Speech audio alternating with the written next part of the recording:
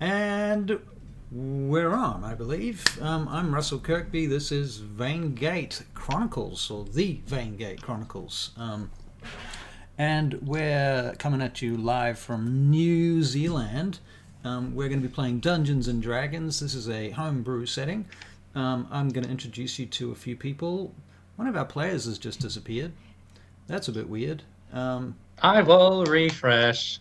Okay. Good. I trust that you... All right. So we have on the far right-hand side of your screen Michael Baish playing Adric Fogdar, who is... Hello. Would you like to introduce yourself, Michael?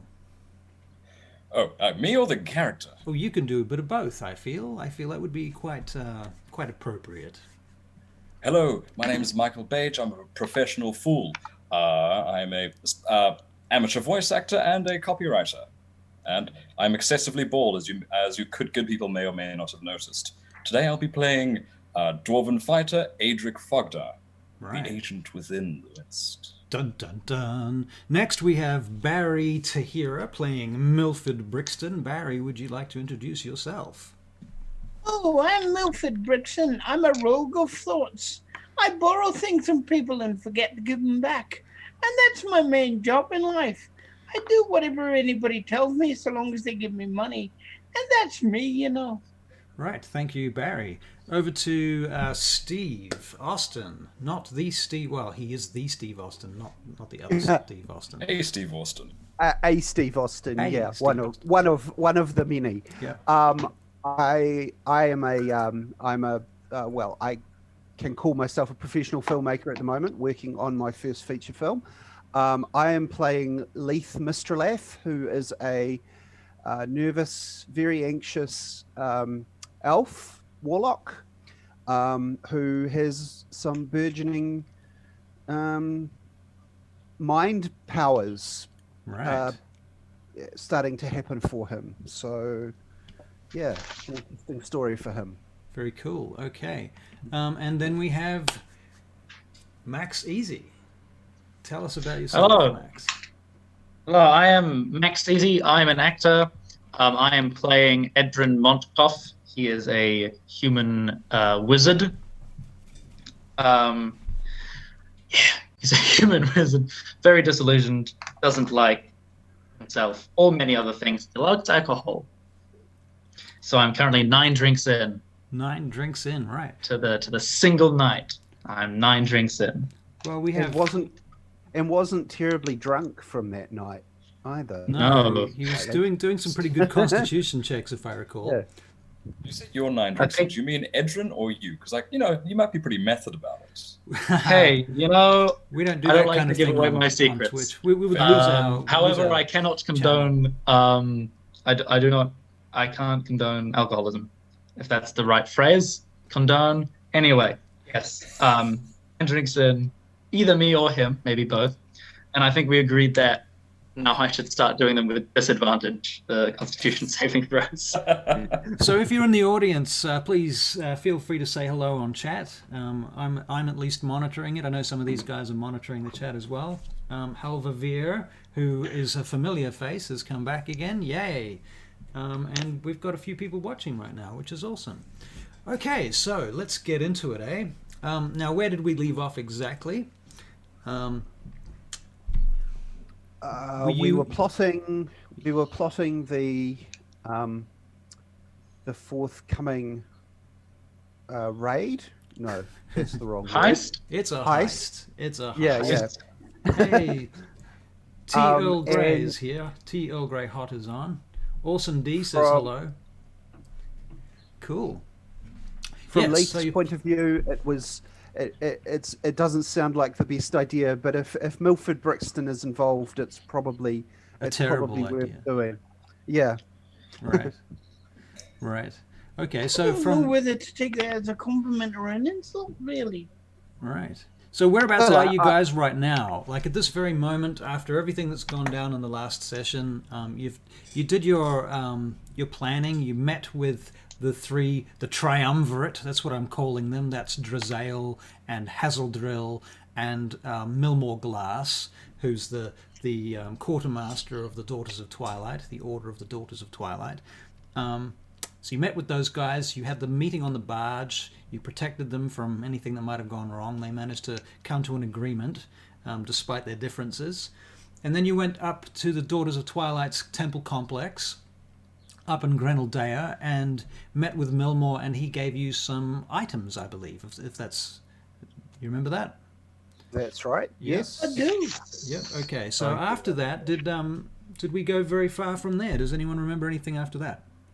I don't think so. No, I don't think we did. No. We were about we there. went very far. That's about where you left it. Okay. All right. So we're going to start with all right. So you get a message from Drazael Milford via one of Mother's children. So where are you exactly when this happens? I must be making my way back to the barge. Making your way back to the barge. Okay, so as you're making your way back to the barge, you're wandering through the city streets, and you cross one of the main bridges to the Droob, and it's very muddy and wet, as it usually is. And this child comes running up to you. Milford! Milford! Grabs your hand. Milford! What you want? What you want? Milford, Drazael wants to talk to you. And your friends. You've got to take them to Drazael. He wants to talk to you now. I just separated from them 10 seconds ago. Well, go back and get them and take them to Drazael. He wants to talk to you all. He's got something for you, information that you need. All right, I'll do it now. Quickly. Which direction did the guys go in, and did I take any notices of it? I have no idea. Where did you guys go, and did he take any... I've still stayed at the Daughters of Twilight. Okay, so we know where you are then. Getting my equipment together, and getting information from Milmore if he has any more to impart. Okay, so you're in Milmore's office at the moment, in the archives below the Daughters of Twilight's Mother Temple. Edrin, whereabouts are you right now? Are you with him, or are you somewhere else now? I think I'm hovering. Hovering. I'm curious to see how everything goes down with Leith. Okay. So that I'm means curious about his... All right. So Milford, you go bursting back into the temple and back through the complex. full speed. Full speed. You go running into Milmore's room, Milmore's office. Vroom. And there they are, standing there. And Milmore kind of looks up at you. Well, well, well. Milford Brixton back again. Imagine that. And what do we owe you this pleasure? Travail wants to see us. He has information that could help with the problem, not you, Mr. Glass. Oh, he doesn't want to see me. You've already Just seen me us. once tonight. Doesn't need to see me again. Very nice. All right then. Just us. Well then, off you go then. Take the lot of you. Get out of here. Run along. Thank you, Mr. Glass. It was it's a pleasure working for you. Yeah. You can butter me up next time. I'm sorry about the toffee apples, by the way. I don't like toffee apples anymore. Changed my mind about those. I still have mine. That's good. But you've eaten the damn thing half of it, when you... Now run along. Well, run yes, along. I was We don't have time for eating it this till later. waffling around. You're supposed to be doing some work. You know, you're getting paid for this. You don't have time to stand around nattering. That's not Yes, sir. Nobody realizes we haven't been asleep yet. sleeps for the dead. Yes. I say to Mr. Glass and Noam, I say, thank you very much for your hospitality. I think we should probably get going. Thank you very much, Mr. Glass. He nods, and he waves you off. All right, then, on your way. Thank you. All right, so you Did guys you get something to drink again? head on out of there. At this point, Adric, you're currently on the wagon traveling between point A and point B. Point A being the Barachiel Envoy Annex, and the dig site in Ludover. And the sun is it's actually the middle of the night right now, so there is no sun there, funnily enough. And you're going through these very quiet streets, and there's these huge buildings around you, these ancient ruins. This part of the city was actually destroyed about 100 years ago during a battle, and it's never really been repaired in that time. And so the Barachiel Envoy and their Annex have taken over a lot of this part of town. And it's now considered to be sort of part of the Arcane District. And around you, you can see these huge archways. There are these aqueducts that run through this area, and some of them are collapsed around you. And there's nobody here. You can hear a dog barking in the distance, and it's just sort of echoing through these empty streets. And there's the creak of the wagon under its very heavy load as you're traveling back to the Annex, actually. And sitting on the wagon next to you is this wizard with her hood pulled up over her face. As you're traveling along. Okay, so this is what's going on in your neck of the woods right now. And eventually you get to the Annex and you ride in, and there's some guards there, and the wizard that's sitting next to you on the front of the oxen wagon turns to the guard and gives a password secretly and quietly. You don't even hear it, not unless you make some serious effort to, and that might look suspicious. You go inside. Probably don't care. Yeah, you probably don't care. Okay, you go inside. They open the gates up, and you go into this big courtyard. And inside the courtyard, you see these various wagons around you in a U shape. There's about 5 of them right now, and the various wagoneers and drivers like yourself, some of whom you know. For example, you know a fellow named Orim. And a couple of others.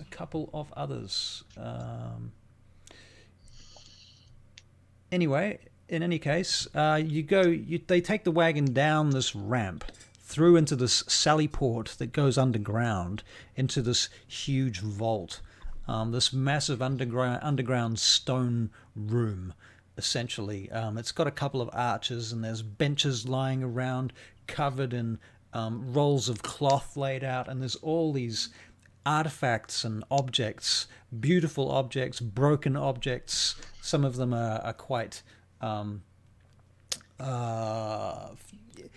fragments and that kind of thing. Anyway, in the corner there's this massive statue of this like a soldier with a sword just standing there, made out of stone. And you can make an Arcana check if you like. There is nothing in this moment that I would like more to make an Arcana check for you. I didn't think you would.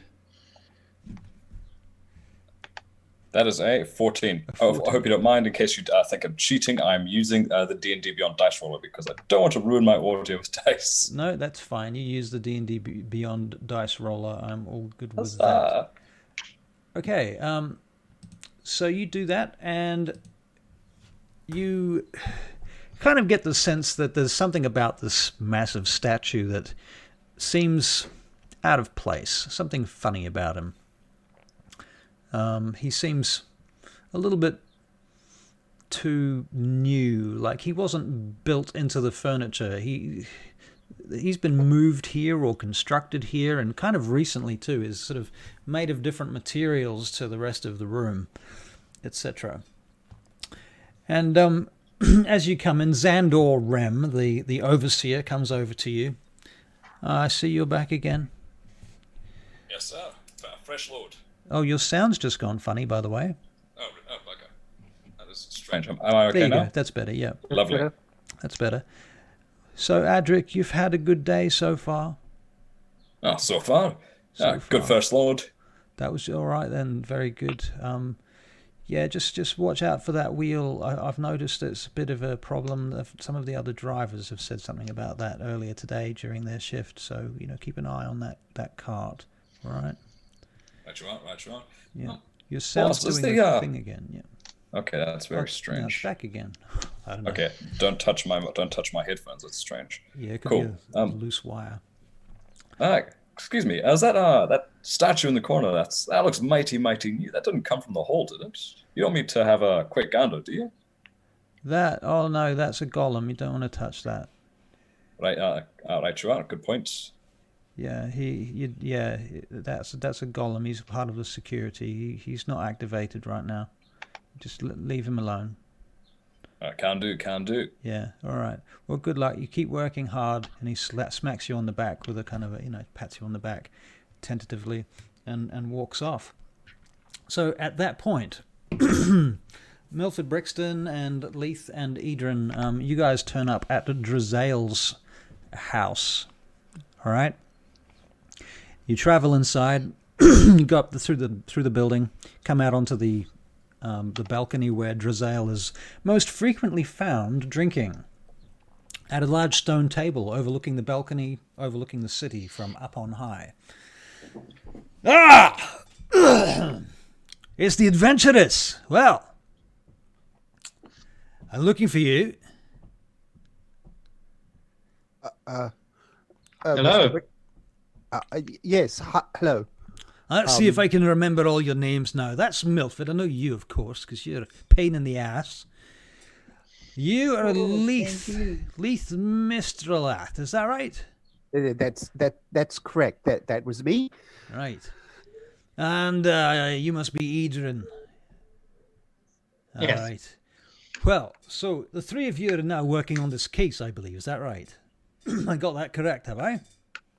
Yes. Yes. All right then. Well, I've done some research and I've managed to place, you'll be interested to know, an inside man on the job. Oh, this sounds rather sneaky. But could be useful. Yes. Aye. Could be useful indeed. Well, the problem is he's kind of embedded with the enemy right now, and he's working with them. But I understand if you're careful, you might be able to talk to him, get close, see what he can do for you.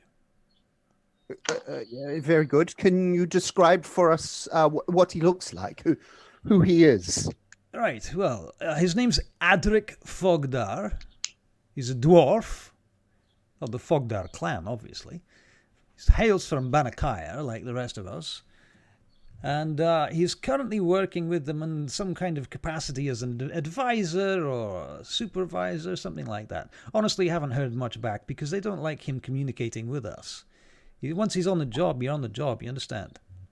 Yes. They like to separate their people from the rest of us humanity, you know what I mean? Not that exactly humanity, but you know what I'm saying. Aye. Yes. So we shall keep an eye out for him. Is there any particular thing we should say, or? I think what you need to do is get him some kind of a message, and I think that you, being some kind of a wizard, if I understand, something like that. One of you is a wizard, isn't it? Anyhow, it doesn't matter. Of a degree, yes. Of a degree, of sorts. Right then. Yes. Well, I suspect you can probably find some means by which you can send him a message and arrange some kind of a meeting. Yes. Well, yes, we will. We shall attempt that. All right. See if you can get him to get you onto his crew. Very good. Yes.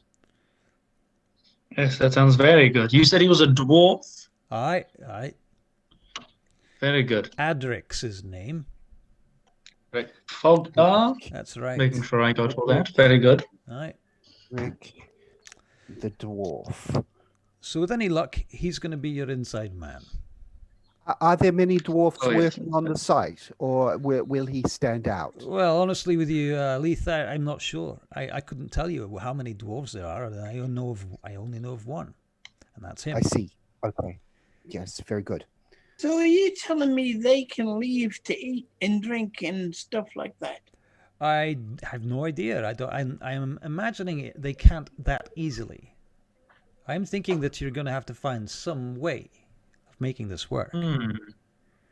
I don't imagine it's slave labor, though. That they'd certainly get some breaks, so we could try and. Well, talk you to see, him then. Adric came to me looking for work some time ago, and this job happened to pop up. And I recommended him based on his credentials as someone who's worked for me in the past. So I've recommended a few people to the Wizards of Barachiel on occasion in the past, and they've liked the labor that I have supplied. So they've picked up Adric like just another mercenary, essentially, and now he's working with them. That's how it goes. See. And he's aware that we're going to be coming to see him? You're going to have to drop my name, I think. He's probably not aware. Yes. That should be no problem.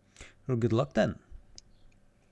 Thank you, sir. Yes. And if you need any extra help dealing with the situation, don't forget to speak to Milmore. I'm sure he can help you with something. Oh yes, yes. Mr. Glass has been facilitating us with a few things. Right. All right then. Get out of here unless you'd like a drink. He starts pouring some drink out of his large... And before my cohort can reach the bottle, I take the bottle away. All right. All right. Do you plan on sharing that in the slightest? No, you're not drinking tonight. We've got planning to make. You know that. I can...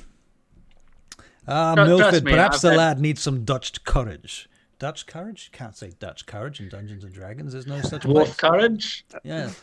Some. The wolves have got enough courage for their own self. I'll tell you Yes. that now. However, I need some dwarven courage for my weak little human self. Dwarven courage, that'll work. No, you Yes. don't need the Well- woman courage. Well, maybe just one for you, Edrin, but we do Thank need you. to be concentrating on our work. Of course, I focus better when I've got some fluids amongst me.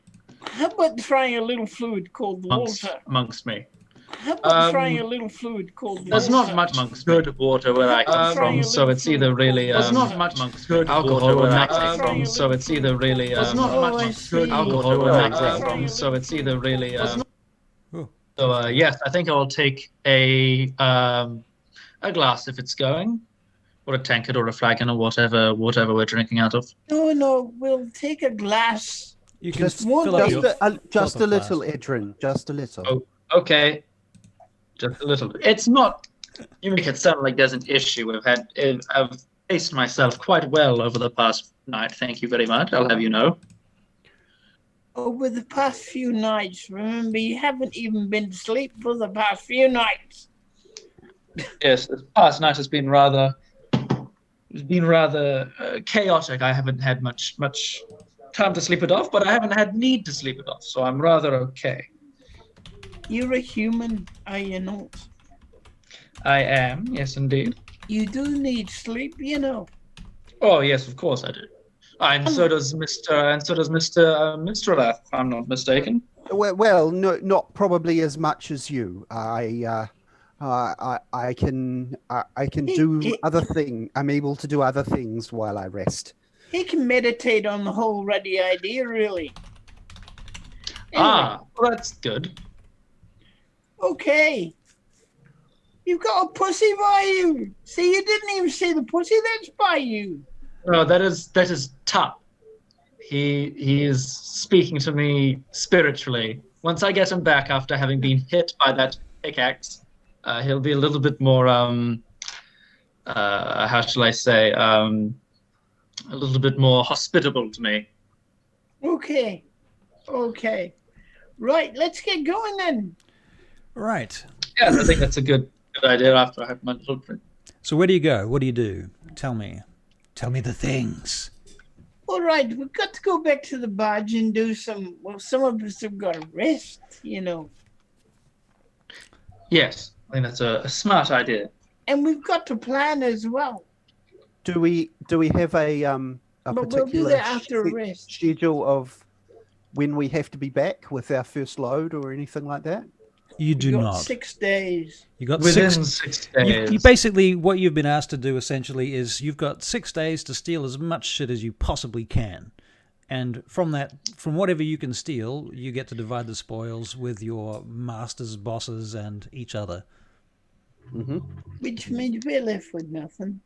But okay, all right, going back. I guess let's let's rest up and head out later in the morning. Yes, I Good think idea. that's a good idea. So are we moving back to the barge? Yes, we'll go back to the badge that I'd like to really keep hidden, but people keep going back to the damn thing. Well, you do have a hiding spot for it, don't you, Milford? Got several hiding spots. Well, yeah, we can probably find one and rest up there.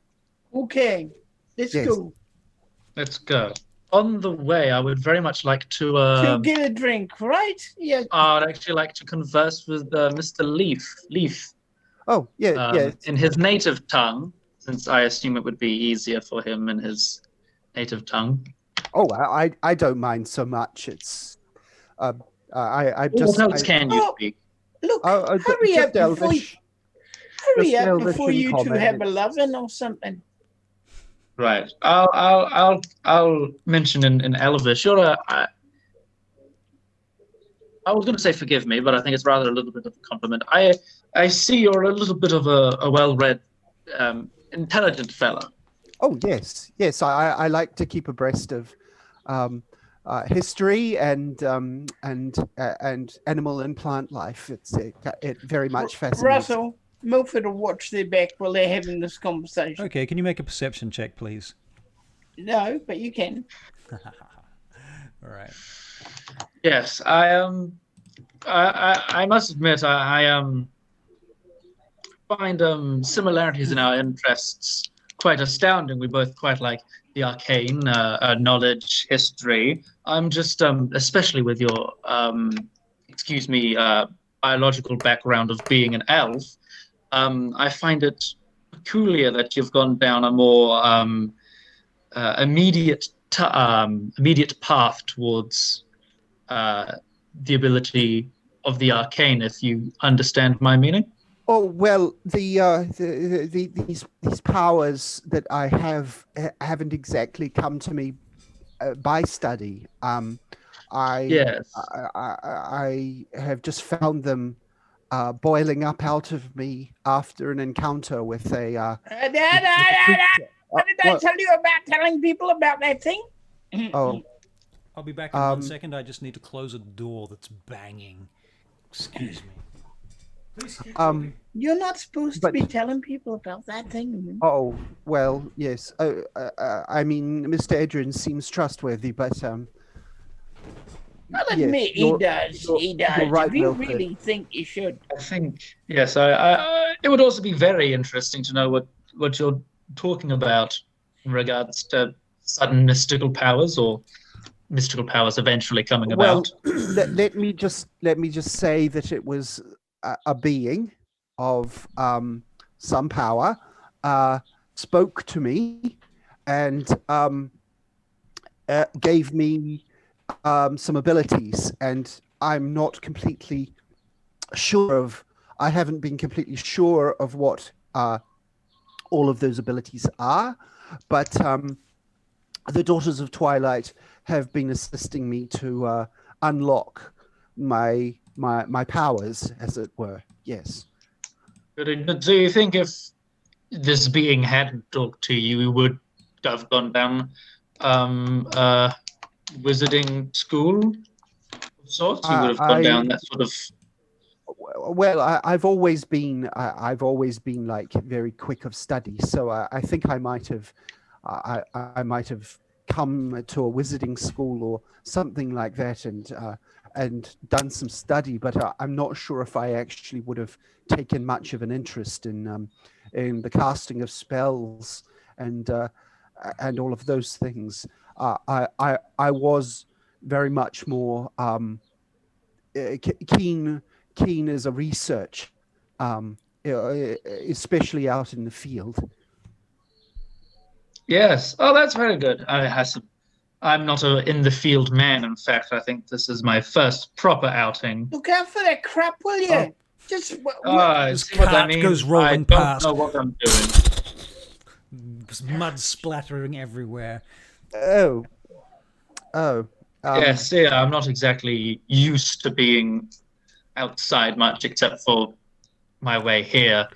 But no, I was just curious, especially as an elf. You would, from my readings at least, limited though they are, have natural innate abilities of sorts that I assume would help you get there. I was just curious from a standpoint as someone who has gone down the more traditional route of I wouldn't say power, abilities.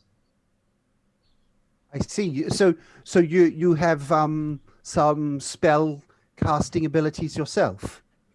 Yes, I'm a wizard.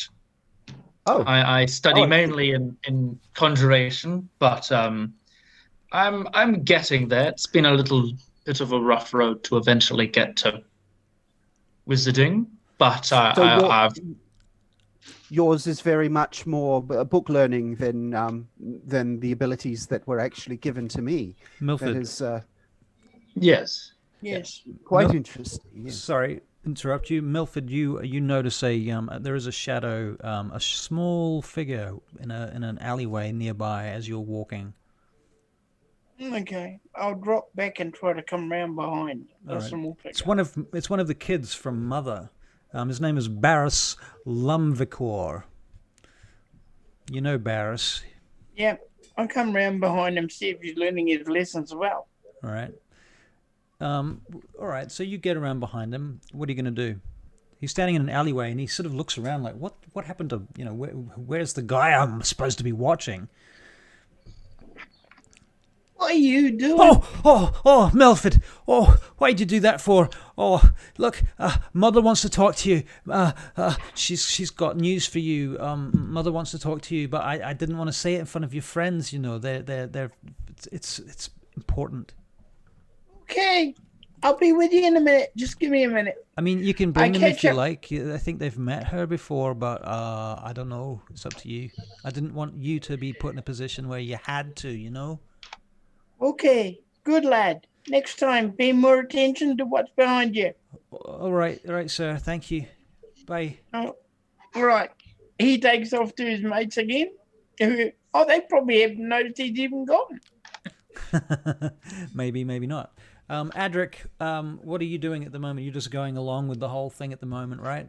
Yeah, I'm going on this raid, reading the runes on the giant artifacts, all of that. All right. So you end up you're back at the dig site again now, and you've gone in through the mud to the dig site, and there's 30 odd homeless people, all in the same uniform. They've been put in garb by the Barachiel Envoy themselves, so that they all look very much the same, and they all have this sort of somewhat demure kind of manner about them. They're all very quietly doing their job. And you notice that a messenger arrives, and the messenger comes through the gate and goes directly up to one of the guards, and that guard sort of pipes up like, "What?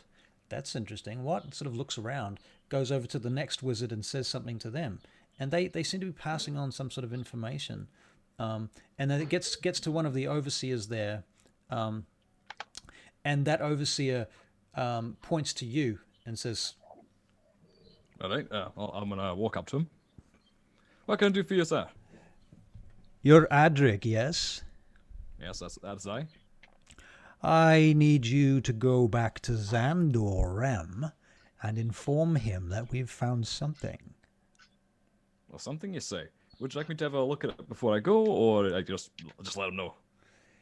This guy looks around, and he takes you over to the messenger that came in, and the messenger sort of looks at you and says, "Follow me, sir." Absolutely, lead the way, young man. All right, so you follow him, and he takes you around the corner out to what turns out you discover there is in fact a second dig site not very far away. It's much, much smaller, and it's guarded by 2 soldiers. They look like knights, actually. They're wearing plate armor. And there's another couple of wizards guarding this place. You notice them standing up in high places around here. There's very secretive stuff. And this messenger leads you in, and there's a couple of wizards standing around this hole, this muddy patch in the ground, between some old ruins and some old stone ruins. And there's this crack in the ground. There's this entranceway that leads into a passage. And he says that we've discovered a passageway. We don't know where it goes yet. Aye. Are there any runes or identifiers around the passage itself, or is it just a crack in the wall? Can you make an investigation check for me? I can. Investigation. That's a 9. Yeah, you don't see anything particularly of that nature. You don't notice any runes or any particularly Ostorian giant-like telltale signs immediately.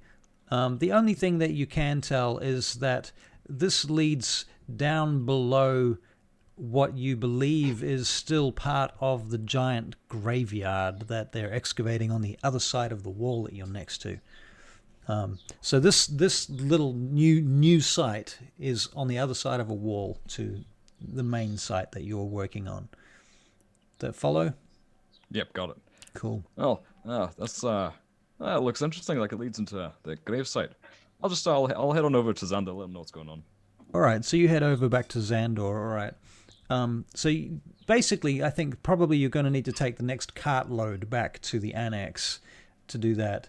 And as you're going through there, you notice there's a couple of wizards along in high places on rooftops, on walls, as you travel across the city to get there through this district. You have to go through this massive ancient tunnel that takes you underneath the palatial district to get from Ludovar to the Barachiel Envoy Annex. And so in that tunnel, I'm going to briefly see if anything interesting happens in that tunnel, because I made a random encounter chart and I want to use it.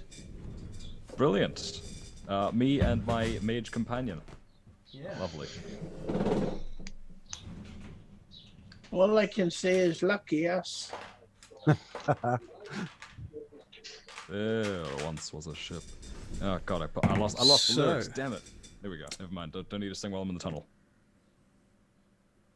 As you're going through the tunnel, there is a small band of traveling minstrels going in the opposite direction, playing music that is quite bad. So anyway, there's a little bit of color and flavor for you, because I know that people like that sort of thing. And you get back to the Annex, you go in through the main gates, and you get into the vault itself. And Xandor is currently in the process of they're cleansing a bunch of stuff that they have previously cleaned off. And so he's actually doing a little bit of magic right now, and so you have to wait for a couple of minutes until he's finished. One of the other wizards, one of the apprentices, stops you, and then when he's finished, he notices you and comes across. Well, you're back early. What can I do for you? Well, it seems we've found something fairly interesting. I had a quick look, and it doesn't seem to be too Ostorian. That being said, there is a new tunnel that leads suspiciously towards the giant graveyard. A new tunnel? Might be worth having a look at. Were you supervised when they took you there, did they? Yes, I assure you, I had several mages watching me and 2 knights lying me at the corner of their visors.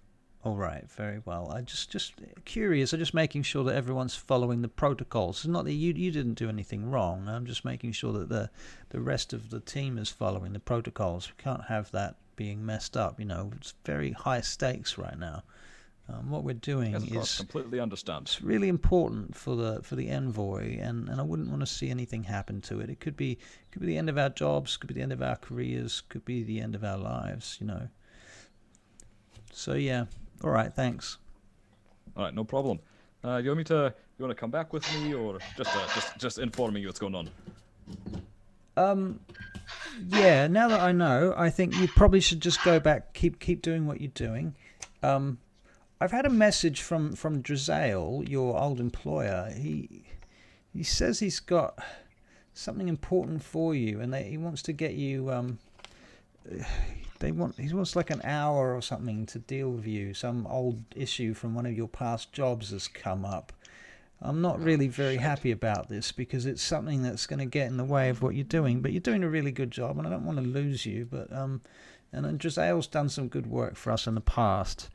So I suppose I'm going to have to see if I can get you that time off. When are you going to be finished with your shift, Adric? Well, it's going pretty quickly. Look at my moon night sundial. It looks like I've got about another 20 minutes to an hour to go. Not too long. Right. So when it gets to 11th bell, I'm going to give you an hour. All right. And if you could be back in again by the end of that hour, that would be really good. We'd really appreciate that. No problem. Yeah. Yeah, that should be fine. So you probably need to go and find Drazael. Do you know where he is? I didn't get given a time or a place or anything. Just his name. So. Oh, don't you worry. I know his haunts. All right then. Very well then. I'll see you later. Good luck with your work. Yeah, thank you very much. I'll see you later. All right. Okay, so I'm going to leave you there for a minute, Adric. Back to Milford. So what are you guys doing, Milford? What are you doing in particular? You're still with these guys, aren't you, on the street? If these two are still having their conversation... Yep. Are you still having your conversation? Well, we're half paying attention to what's going on with you, but I guess we're following you, though. Yes. Mother has some more information. Do you two want to come? Oh, again? Do you just want to go onto the barge?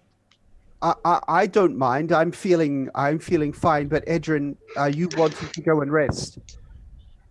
I don't mind either way. Although I am wary of those children's sticky fingers. I don't think they got anything from me, but I definitely felt a few little crawling fingers going into certain pockets that they possibly shouldn't have been going into. Yes. But I think if we make it a short trip and try to watch ourselves a bit more, I think we could possibly make another little pleasant trip out of it. Okay, this way. Sure. Let's go. All right, so you travel on down through the Droob, and you get to the area where Mother's little cager of children and other homeless and urchins and such seem to take residence, and you're admitted into their little. I want to use the word annex again, but I feel like I'm overusing that word tonight. It was a little tent city kind of thing. Yeah, that's right. It's like a tent city. Yeah, that's right. Okay, so you go in there and you're admitted to see Mother by the children guards. And she comes over and she's leaning on her staff. Oh, Milford Brixton, you're back again. It's good to see you again. You're still alive. She pinches your cheek. Yes, Mother. I'm still alive. So I've been very busy, and I've sent my little friends out to find some things for you. And we've discovered a few interesting facts that you probably would like to know about. For instance, Mother.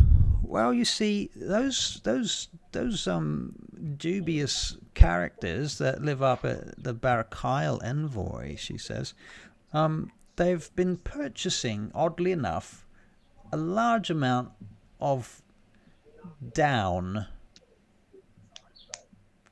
Duck down? Yes. In fact, pretty much all the merchants in this side of the city, on this side of the river, are almost out. Well, that is quite unusual. Isn't it? So It that's that I thought was kind of stood out to me, like it might implicate something or another. Who knows? Okay. I don't know what that means really, Milford, but What I about hope. you two? Is there anything that they would use? Do you think they would use duck down for any kind of down? Well, that sounds like it could be. I mean, and I'll ask Mother. What specifically, like, vast quantities of duck down? Quite a lot of it, yeah. Seems to be like a good few, and she names a measurement quantity that is the equivalent of about probably 3 or 4 tons of it. Ooh, that's very odd. And what does it do again? Taking notes. What does it do exactly again? Down? Duck down? Well, it's feathers, basically. It's feathers. It's what you find inside your pillows. It's inside your quilts, inside the maybe they're going into the hospitalier industry. Perhaps they want to start. Maybe yes, to soften the blow of something, or maybe they're using it as packing. That could be what it is, something like that. Yes. Anything else, Mother?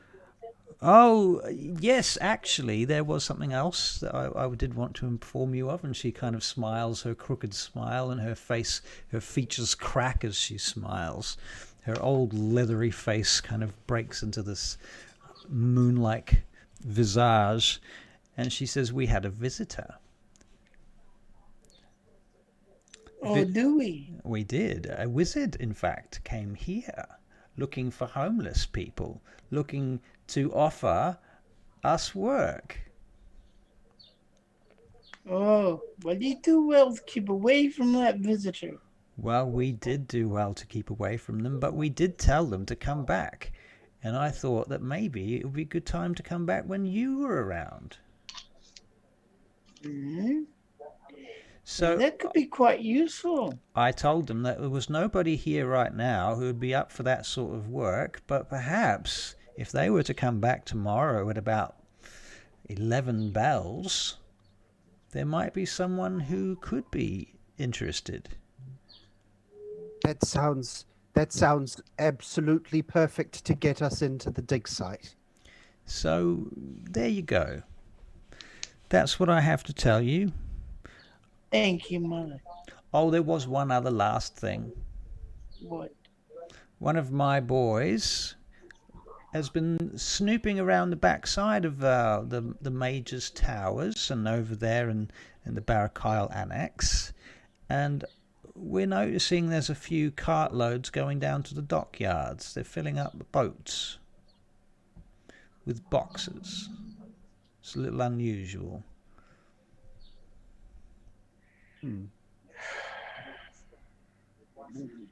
Anyway, Mother, yes. Could we perhaps rest up here and wait for those wizards to arrive? Oh, you could if you want to. Yes, of course. Milford, do you think that's possibly a good idea? Oh, that's fine. That's fine. I don't see any problem with it myself. Sure. Yes. I mean, the children are a little bit untrustworthy, but I'm sure we can find a spot to. Did you say that in front of Mother? Did you? No. I'm just saying that you. Okay. Whoops.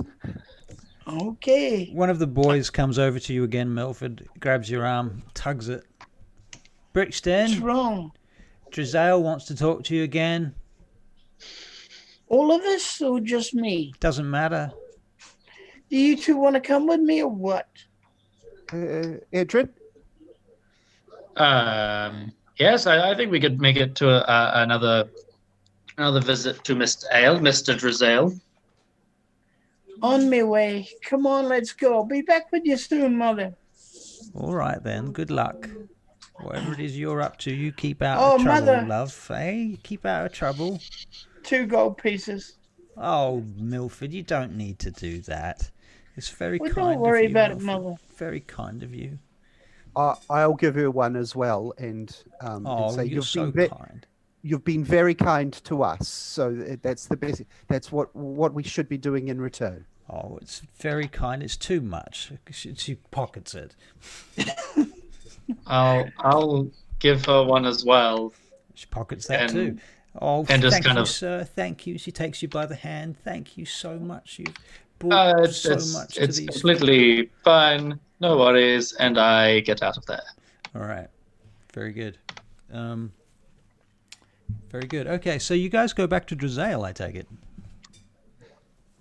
Yep. Yes. All right.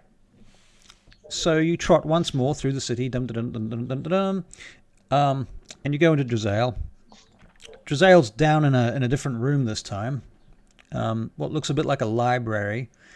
And there's at one end there's a library, the other end there's a sort of feasting hall that's sort of attached through an archway, and there's a fireplace. Ah, adventurers, come back inside. Adley. I've got news for you. Now, Oh, you remember oh, I told you to more. go and find that fellow Adric. Have you done anything about that yet? We haven't got round to it because people keep wanting us for different things. Oh, I Yes, see. we've been a little bit sidetracked, but we're getting that way. All right, well, I've save you the trouble. I've arranged through his foreman, a fellow named Xandor Rem. He's going to meet with you tonight at out of game. Adric, what was the time I gave you again? 11 bell. 11 bells. 11 bells. He's going to come here, I think. You could, of course, try and intersect him on the way if you wished, if you can find where he is, but otherwise you can meet him here. I'll provide you with a room. Oh, that would be ideal. You're going to have Got some more exactly... information for you. Huh? You're going to have I've an got some more hour. information for you. You've got information for me? Oh, well, tell me. I'm always interested in new information. Mother says they're buying up a lot of down. What? Tons of it. What? Down. What in the Lord's name would they want down for? What in Moradin's name would they want down for? He Well, says. I figured it might be for packing, but You think they're objects, moving out at last? We've got rid of them. Finally. I don't think so somehow. And I think more the artifacts. some of the Yes. items are leaving by boat. the preciousness of the items might mean that they need to pack them in something soft. Ah, that's very intuitive of you. I'm impressed. All right. Well, Well- yes, thank you. The time now is 10 bells, so you've got about an hour before your friend gets here. You're, It's all right. My companions need to rest anyway. Well, Right. well, Mr. I think Mr. Montcoff could probably do with a little bit of a rest to get some of that alcohol out of his system. I don't think an hour would be enough, but I appreciate the thought. Thank you. Mr. Yeah. Montcoff, what you need is more of this. He pours you a cup from his Oh, flask. you're far too generous. I definitely take it. Oh, yes, you're far too generous. Can I use sleight of hand to take it away? No, not really. You can't really take something that's right in front of someone. I'm not going to allow that, I'm afraid. Am I fast enough to take it You're away? fast enough to just snatch it? Yep. You can make a dexterity check. We're going to try that.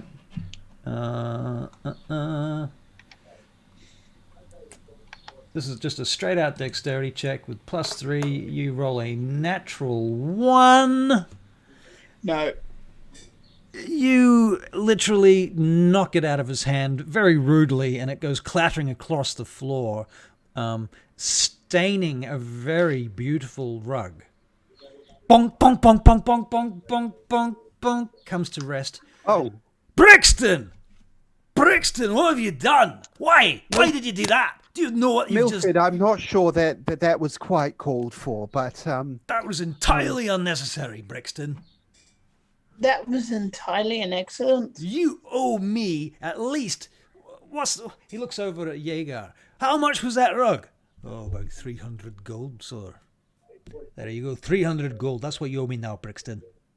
Look, I think I might be able to help with that, and I try to start prestidigitating the alcohol or the stain off of the carpet, off of the rug, as best as I can. Out of game, I suspect what you need is the spell Mending. No, prestidigitation. You instantaneously clean or soil. Something. Oh yeah, no. Is it permanent? Yeah. Ignore me. It is only up to an hour, but it needs to be an object no larger than 1 cubic foot, and this rug and or carpet is definitely much bigger. That's true, but the stain might not be. So what I can do for you is roll a dice to find out how much of the rug is in fact affected. Yeah, unfortunately, a lot more than that space has been affected. There's splatters everywhere. You could literally spend some time on it though, and clean it that way. You do have an hour. Yes, I do have an hour, and it is a cantrip. So I'll start doing it as much as I can. It does only take 6 seconds to cast. So I'll do it for a good portion. Hopefully, in return, I'll get another drink to make up one that Milford is surprised he's not drinking the ruddy thing. All right. So over the that next would be hour, uncalled for. over the next hour, this is what Edrin is doing. Milford, what are you and Leith doing? Leith, what are you doing with blah blah? I'm just standing in the corner being very, very polite. Okay. Because he's not really my boss. All right. For an hour. Did you hear me telling you that they're taking it out by boat as well? They're taking it out by boat. Yes. Yes. Huh. Down by the docks. Do you know what the boat's name is? No. But I'm sure if you get in touch with Mother, her little people could find it out for you. Well, you see, Milford, you are my contact with Mother. So I will get in touch with Mother. Milford, go and talk to Mother and find out what the boat's name is for me. Oh. I'll be back in... You don't have to do it right now. You've got more pressing matters. Find out by tomorrow, though. You've got 6 days to raid that place. I've been awake all bloody night. All right, after you finish this meeting with your new accomplice, you can have a rest, all right? The lot of you probably need to sleep. Well, a little rest wouldn't go a harm, but we've yes. Especially for our drunk friend here. I am not drunk. I will have you know. Adrian. 10 drinks in, and I feel perfectly fine. I count that small little one I got earlier technically a drink. All right. So long story short, an hour passes. You guys natter away about things. You talk a little bit about the plan and the plot. You fix the rug, pretty much. This is the last call for any other actions that you want to do before Adric gets here. Like just asking Drazael, that's who we're in front of. Should we be taking a cart or something like that to transport all of this potential stuff, or do we just need to go in and pocket as much as we can? Well, I'm going to suggest to you that what you're looking at stealing is the relics of a bunch of giants. Yeah, yes. So if you think you can carry something made by a giant, you're welcome to. Well, in other words, he's saying, of course. Do you perhaps have a cart that you might be able to lend us? Well, I think what you should do is you should talk with Adric, because he's been on the site. Yes. And he might be able to answer these questions for you. Oh, right. That's why I'm sitting here cross-legged, Just Good waiting idea. for him before I do anything. I Right. will be quiet from now then, and I will I'll go and sit in the corner and meditate for a little bit. Okay. Okay, so an hour passes. Adric, your leave time comes, of course, and you find yourself. You are given a riding horse to take your leave with because they want you to go and come back quickly. You know. Yeah. So Just to as stand up and crack my back. Oh, right. I'm starting watching you bastards. Oh, nothing. So tell me sorry. Wasn't talking about you. Ah, lovely beast. All right, so you want to make as you're traveling from the Annex to Drazael's place, which is basically across the city. You have to travel down through Asterion, which is the Elven Garden district, across a bridge through the Droob, which is the Docklands area, and the market crossing, the river town. It's all very muddy and it smells like wet wood and animals. And then up the hill, following a road that goes up the hill through some tenements and what have you, till you get to a gate. It takes you into Pax Adrius, and then you go through another great wall into the Barachiel Embassy district, the Dwarven district, which is a little bit more familiar with you, but as you've told me in the past, you don't want much to do with them. Nope. So you go through Sylvia Shan and Thrasis until you get to Thrasis, actually. That is where our good friend Drazael resides. And you've been here before, once or twice. And the house itself is this massive mansion built on the side of the slope like this. And you can tell because you're a dwarf and also because you've been inside there before. But half of the house is actually underground and the other half sticks out and is on 3 or 4 levels.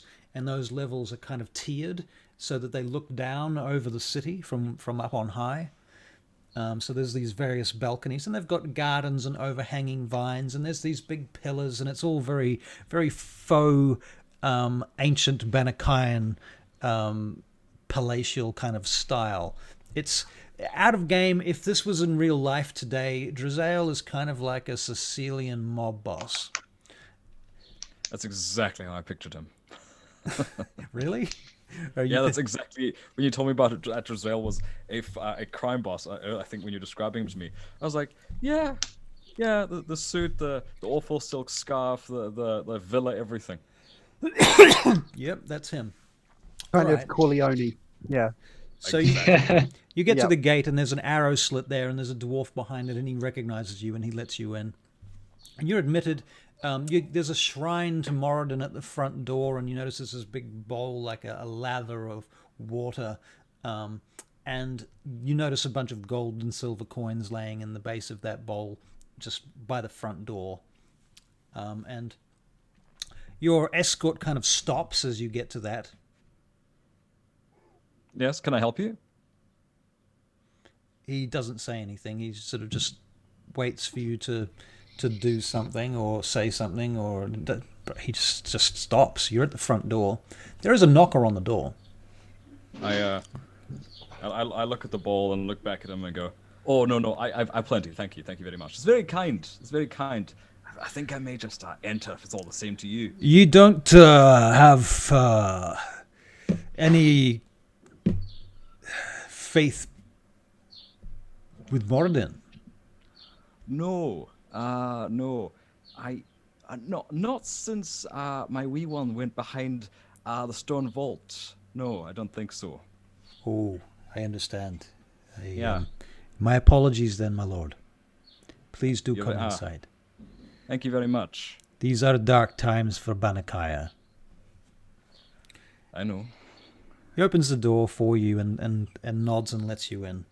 Please. Thank you very much. I hope Moradin smiles more on you in the future, sir.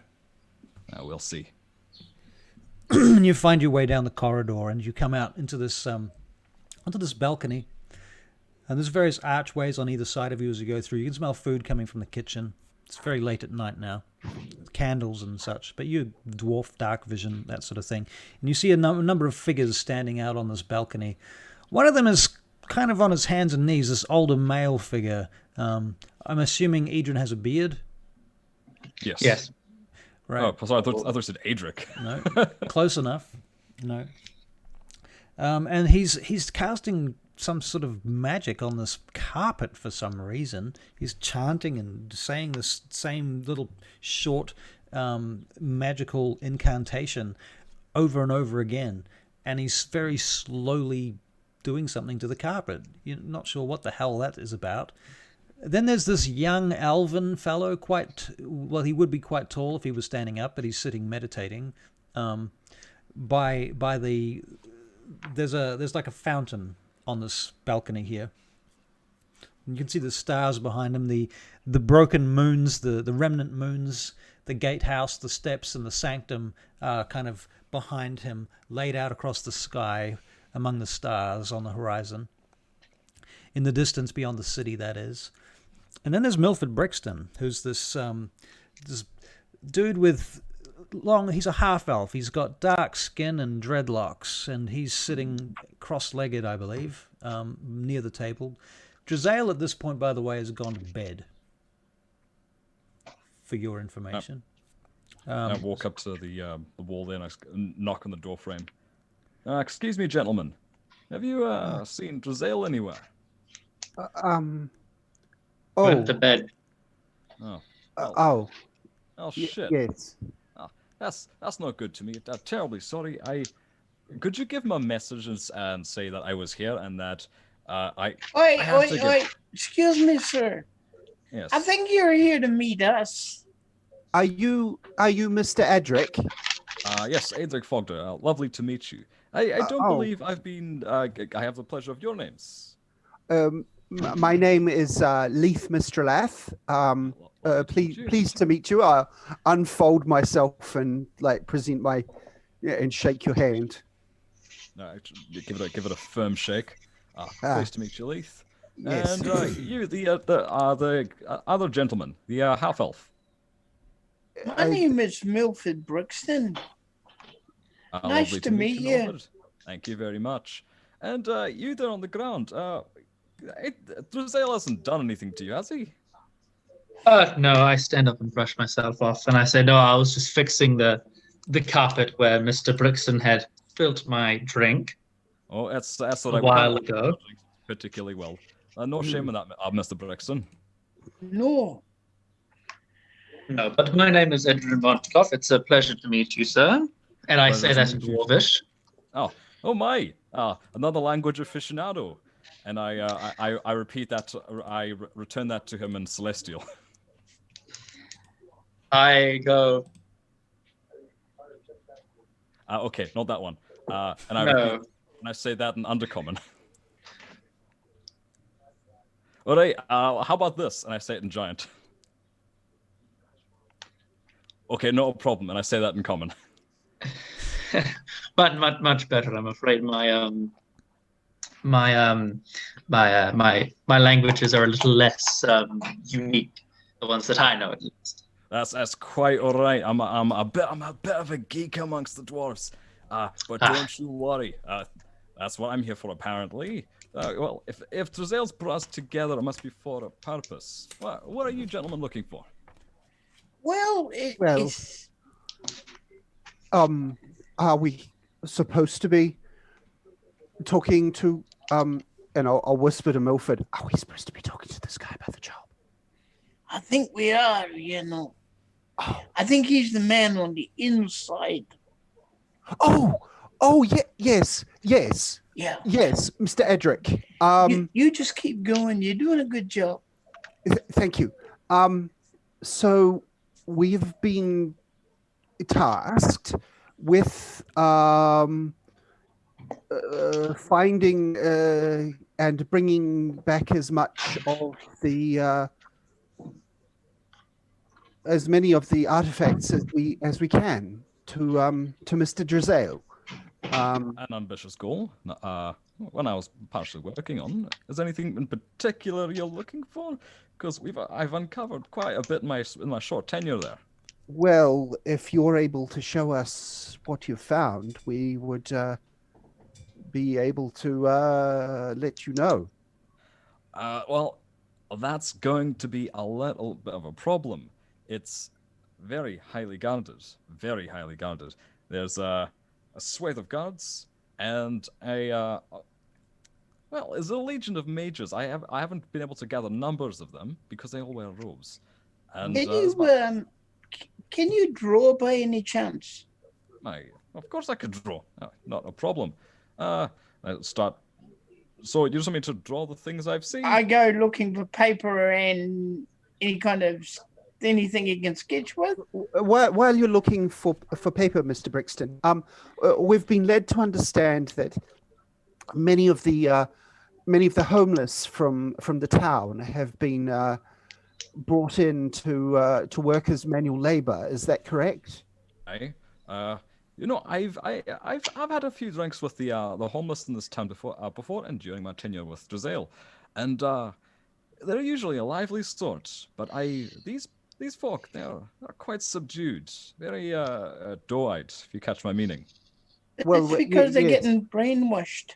Oh, that'll explain it. Well, yes, we are quite concerned of the treatment that they have been receiving, so we would like to go in and investigate that as well.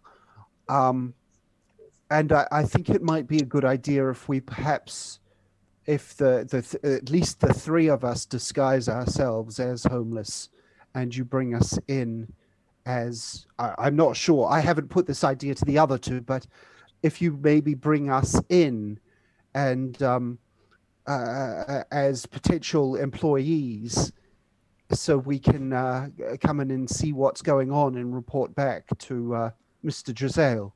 That's not a bad idea. That's not a bad idea, because my foreman there doesn't really know why I'm here.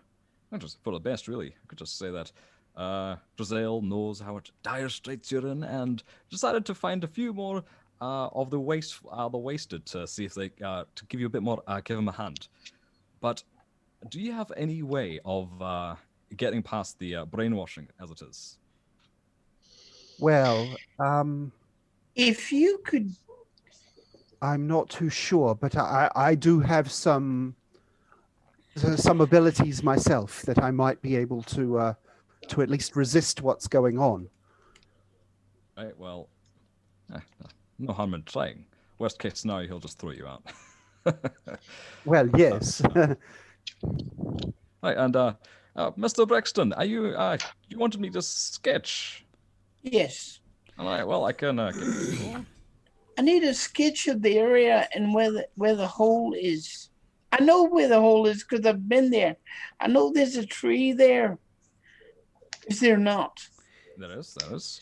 Okay, but I need to know where they're positioning all their little magic fellows.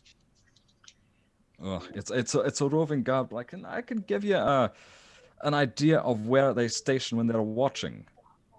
All right. Can I give you any really specific idea of how many at any particular time? That'd be a good idea, if you could. So I'm just gonna sketch on. Is there any particular time? Is there any particular time when those zombie-like people, you know, the ones that are zombied with the clothing and that, yes, when they all get together and someone could just slip in with them? Usually it all starts at about 7 bell. That's when we gather and begin working, and it's pretty much that way the entire evening. They all work in the same area, save for a passageway that has been revealed to me today. There's passageway, is there? A unique passageway.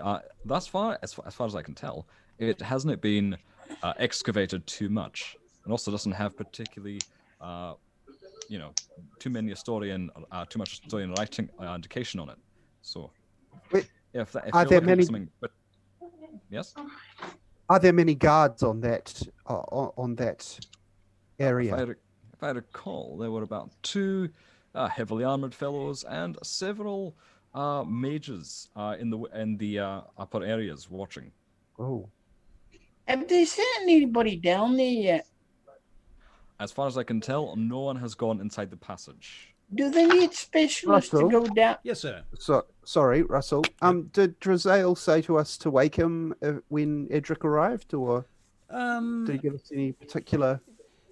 Jagar is standing nearby. If you want to contact, if you want to talk to one of his people and find out more information. I think he just wandered off. Drizael just wandered off and was like, "I'm going to bed," and just walked out.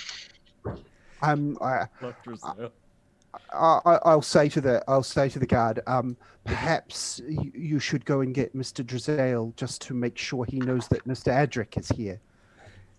Jagar runs his finger down the further scar on instructions. his face, across his glass eye and down his face, and he looks at you for a moment, and he hefts his axe somewhat, and he sort of pushes past you and goes off towards the other rooms. Not being rude or anything, but if you could start drawing that map, it'd be really good. No problem. Just start drawing it there. The All right. rough layout of the annex, that long passageway towards the God, what was it called? Ludovic's? The Ludovic's. Ludovar. Ludovar, that's it. Because I wrote Ludovic's for some reason. Because I am a fool. Ludovic sounds cooler. Damn it. Well, you should get me to misspell your town names more often. Yes. So the Ludovar excavation, and then the small hidden passageway with the second excavation. So that's about the rough location. I'm not much of a cartographer. Right. All So. right, do they need anybody to go down in that corridor? Do you know? Well, if it was going to be anyone, it would be me. I'm the resident giant and stone specialist there. Would you need a couple of specialists to go with you? After all, someone who might find ancient traps, things like that. Awesome. The watchful one. Yeah. Well, I suppose I could use for lack of better phrasing, a few meat shields. You might need 2 other people's help, you know. Well, I am quite well read, and I can read. I have a few spells up my sleeve that I could use to read any particular runes or things like that. So I'm sure I could be of help in that way. How well versed are you in giant? Well, not specifically, but as I say, I am able to comprehend some languages, some written and spoken. So through divine spells, so I might be able to help you out in that way. Well, it's no harm in trying. I will just remind you though that Xandor and most of the foremen are in fact mages. So if that's your bargaining chip, you may have to push a wee bit harder. Oh, I see. No harm, no foul. Yes. No harm in trying. And you, Adrian, could you what's your specialty? Anything that I can use to help kind of weasel you in? Not to sound redundant compared to Mr. Leith, I too am in that realm of magic where I can comprehend languages spoken and written if given enough time. Other than that, I mean, yes. Other than that, I do have a few. If the going gets tough, I can probably pull something out of somewhere. But yes, I'm afraid. Otherwise, I seem to be kind of not as unique in my abilities. However, give me some time, and I could prepare some spells that would, as I said, if the going gets tough, help out a little bit more. Wonderful. We don't have the time. I'm afraid I have to return there in about half hour. Less, right. Because I Very good. One horse out there, and you may have to off it with me if that's the case. Because this is probably the one chance I have to leave. So it has to be now or never. Do you have any sort of like transportation that might be able to carry us and any artifacts that we happen to find?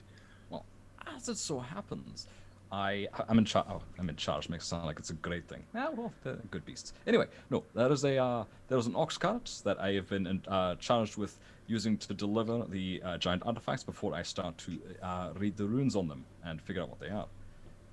So, if we were to make some kind of grand escape, it would be on that with whatever we could squeeze on the cart.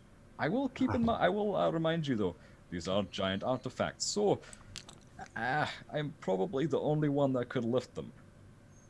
Well, yes, but this is what we've been tasked with. So I certainly don't feel very up to the task of that. Well, but your assistance would be welcome.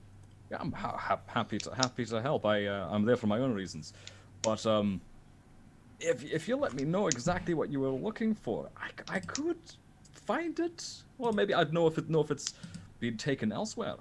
Well, Milford, you're very much the one that knows what we want, aren't you? Anything valuable that we can get out? Well, you've got an entire hole in the ground to go through, my friend. So. Anything you could squeeze in your grubby little pockets, I wager would do you nicely. Well, can you tell me more about this hole that isn't the big one? A new hole. Well, as far as I can tell, it's just a crack in the earth, a passageway that leads to what I can assume is a giant graveyard. So, if you're looking for particularly good stuff, it might be there.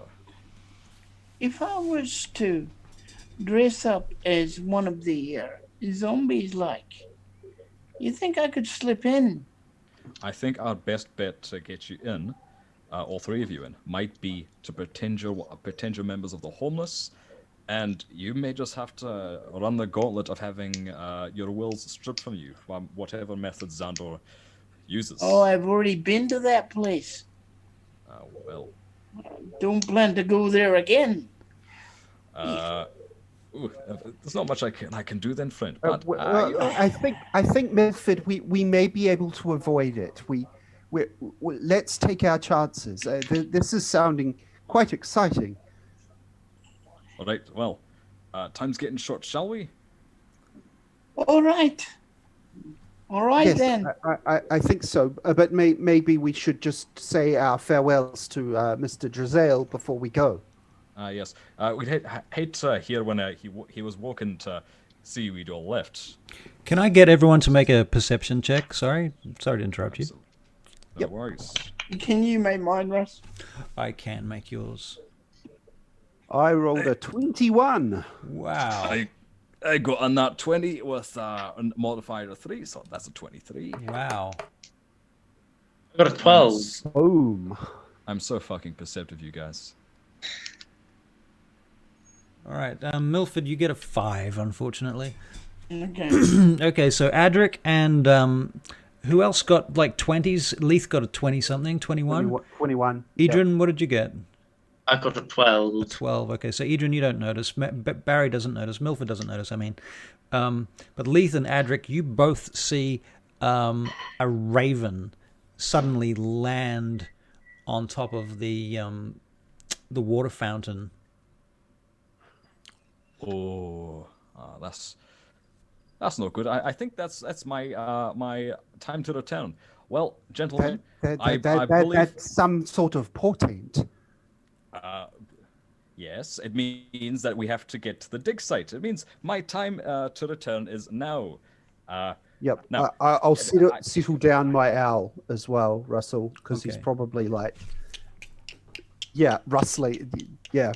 Just walking up and down. Having a bit of a freak out that there's a raven right there. Yeah, I forgot to That mention that. raven might be a messenger also. Gentlemen, I believe our interview has gone quite swimmingly, and I'm happy to introduce you to my employer. Now, if you would please come downstairs with me, I believe we should be going and saying no more. Sidarhael comes walking in at that point. Ah, there you are. Sidarhael, I was just leaving. I'm afraid my break's over. I must be going. Oh, but we didn't get a chance to talk. Because you were asleep, you bastard. Well, I've prepared something for these three fellows here. I've prepared letters of recommendation for them. Ah, perfect. Oh, We were just wondering well- how we were going to get them in. Well, I have these, and he hands you each a scroll. It's got my seal on it and everything. I don't think I lifted a single finger to do that. I had a rest. I was having a nap, and Lillian here did all the work. Good job, Lillian. Thank you so much. Aye. Well, good luck. Get in there. Hurry up. All right, let's go. Do you gentlemen have a means of transport? Because I've only got one horse, and it's taken me. I am not sharing. Thank you. That is rather why I was asking about some sort of cart or something like that to Nothing both here. get us there. And No, I've Well, only Milford, a cart at the dig site. out of game, Milford, you happen to know where you can rent carts and stuff, but perhaps not at this hour. Okay. You boys just may have to jog along after me. Jog along. Jog I on. think so. I will parkour. Oh, okay. You're going to parkour across the city. Yes, I'm not gonna jog along like an idiot. And not going to stay with us, huh? No, you're I'm going to gonna- expend more energy leaping across rooftops. I'm gonna keep an eye on you from the top. Ah. All right. So we'll make it. As we walk through the house, when I'm fairly certain that the raven can't see us, it's like, all right, when you see those birds, don't fucking say anything about your mission. They're tethered to the mages. I already figured that lot out. Oh, Well, yes. But thank you very much anyway. You're welcome. Just in case. Yeah. You know how much we need these jobs. Bloody No, I'm afraid I awful. don't. Oh, I've got kids, you know. A young fella like you.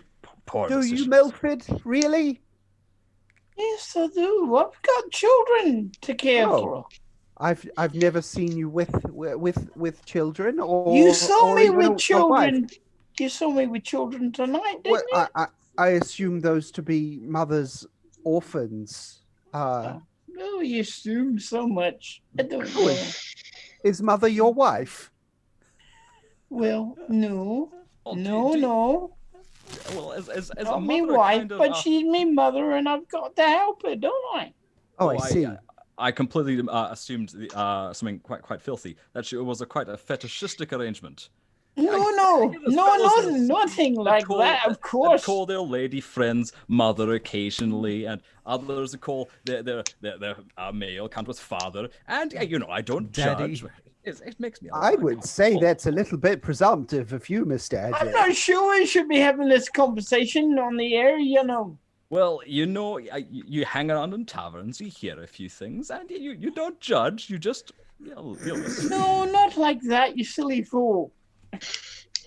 I don't do things like that. Maybe old drunkie there does, but How not did me. you have kids? Pardon? Then how did you have kids if you don't do that thing? Adopted children, you know. Oh, I see. How very noble of you. Shall we go then? He is very well known around amongst the Giselle. homeless and the young folk. Yes. When you say that, it's very noble of him. Drizel coughs. Oh, and you can shut up as well. You really can. A lot of you. I'm going. Get out of We're here. going someplace. See you, Zale. Right, get on And my we get off. horse. And, I gradually canter to make them jog along after me. Okay, so you guys all travel up through to Ludovar, right? That's the general gist of this. And you're going to basically arrive... you're going to try to get there with Adric. Okay, Adric, the bottom line is they're walking, you're on a horse. Are you going to let them catch up with you or what? I think I'm going to, go on ahead, and then I'm going to wait. And then when they get close to me, I'm going to run up again just to... Okay. I just I'm gonna- want to be a bastard about it. I'm just making sure everything is good and, you know. All right, so Milford, you're rolling a perception check right now. Yeah. And the outcome is a 16. Okay. And you notice that you're pretty sure that it's some of Mother's spies are following. Yeah. You know, they like to hang around. They try Yeah. to sort of stay in. Everywhere you go, you're being shadowed by the children. Yeah. They watch. Okay. All right. So you eventually get to the Barachiel Envoy's Annex, which is a large complex on the edge of the palatial district in the northern part of the city, Karkanos. And at the gate, you see there are two knights with big fricking two-handed swords standing there on guard, swords planted in front of them. And further back, you see there are a number of figures in robes.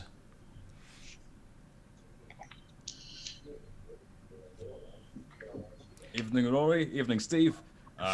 Back. Pardon if I think I'm still a little bit on time still.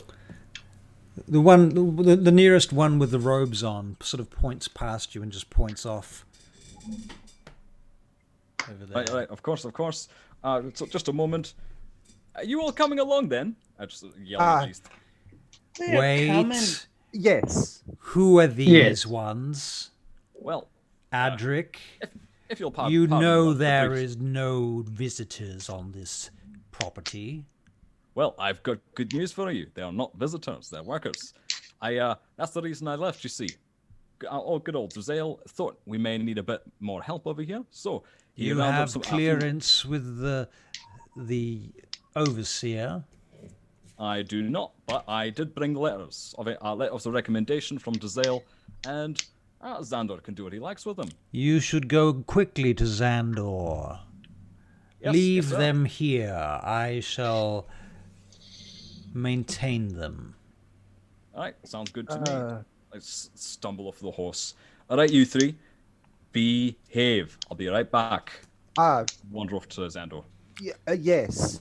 Don't say a word. Shut your face. You come here. Me? All three of you come. As you wish, my lord. And he takes you over to this wall nearby, and he says, "Stand there." And there are these markings. You notice these markings on the floor. They look quite mystical. Do you guys want to make Arcana checks? Yeah. Yes. All right. Milford, your Arcana check Hey. is a 2. Mine's a 19. Oh, wow. I got another 12. Okay, Edrin, you're not really sure what they are.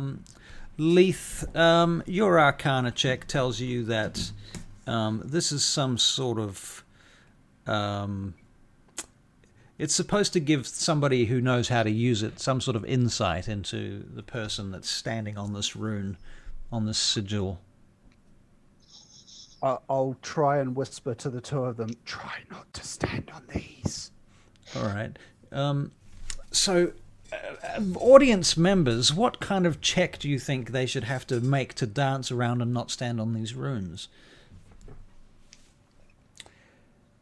How many folks have we got up in the... We've got 7 at the moment, but we've consistently had about 8 or 9 a lot of the time through this adventure tonight, which is very nice, very nice. Yeah.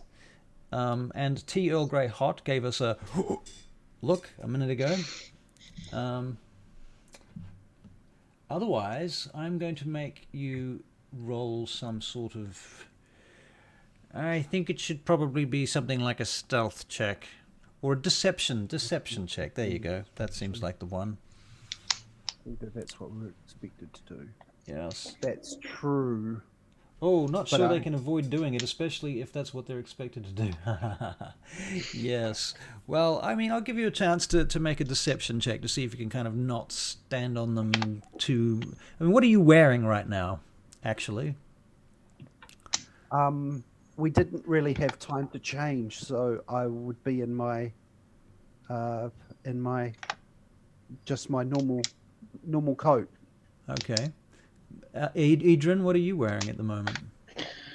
I am wearing the fine clothes that Mr. Brixton bought me earlier, but I'm sure by now they are caked in some sort of Mud and filth. mud, sweat, and filth. Not to mention alcohol.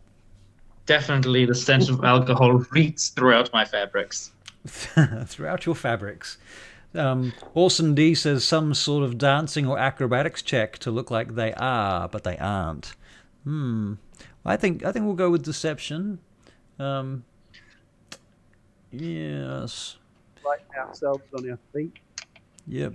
Okay, so Milford, I'm going to give you a deception check. I like the idea of an acrobatics check, Orson, but on further thought, I think deception is more appropriate. All right. Leith, what did you get? I rolled a 13. 13. Okay. Milford, you rolled a natural 13, but you get 15 with +2. Edrin? I got a 19. A 19. All right. So what you realize is you can, if you don't stand on the sigils, you kind of stand between the sigils in a way that you think might not, they might not register if you don't stand directly on them. If your feet are kind of cutting over the circle of the line, the circle that surrounds them, that's, this kind of thing. Okay. So Adric, rather, you find yourself in Xandor's presence, and he looks up as you enter. Ah, you're back again. That was fast. I'm glad did you have a fruitful meeting with your previous employer, did you? I did, in fact. Well, somewhat. Well, the gentleman was asleep, and I was just given instructions to interview some people that he wanted to recommend for the... Recommend? Oh, yes, indeed. And I hand him the 3 notices. Yes, I had a quick look over them. They seem a good sort. Got two magical gentlemen that say that they are fairly good with runes and stuff. Can you vouch for them? That's what I'm really interested in. If they can't be vouched for, they're really not much use to us, you see, because, the hierarchy of the envoy are quite paranoid about, particularly, we don't want the royal family around here getting wind of what we're up to. That wouldn't be good, would it? Reasonable. Yeah. I can't vouch for them. They seem a nice sort. But all I have here is the letters of recommendation from Drazael. From Drazael. I was good enough, wasn't I? You're doing really well. I must say, you're doing really well. I'm a little bit disappointed that you had to leave for now. We've gotten behind a bit because of that, and we're having to catch up a bit. And now that we've got this second dig site, we're starting to work on that. We really need to move a bit faster. Well, it's fortunate we've got 3 more skilled labourers. Yeah, I do have a bit of pressure coming down from up above at the moment to get back on schedule, and with the new schedule and the new dig site, we're probably going to have to move a bit faster. You know what? Why don't you send them in, and I'll talk to them. Bring them up. Fantastic. Be right back, sir. All right. Wander down to them. So Adric comes wandering back down into the courtyard, the inner courtyard of the annex, and finds you guys standing on these sigils by the gate. All right, you 3, let's go. A big man wants to see you. Oh, yeah, yes. Excuse us. Just go. Yeah. All right. And I follow Adric. All right. So you guys follow him, and he takes you inside a side door into the building itself, and up into the annex, and up some stairs. Into a circular tower that's about 3 floors high, and you get to the top of that, and there's a room with some windows that look down on the muddy courtyard where the oxen are coming and going. This is a different side of the building to where you came in, by the way. So you didn't see the oxen when you came in. But outside this window, you're seeing these. You can see 3 wagons drawn by oxen. Each one has a wizard on the back of it. Each one has some non-magical looking individual on the back of it, and a pile of stuff covered in cloth.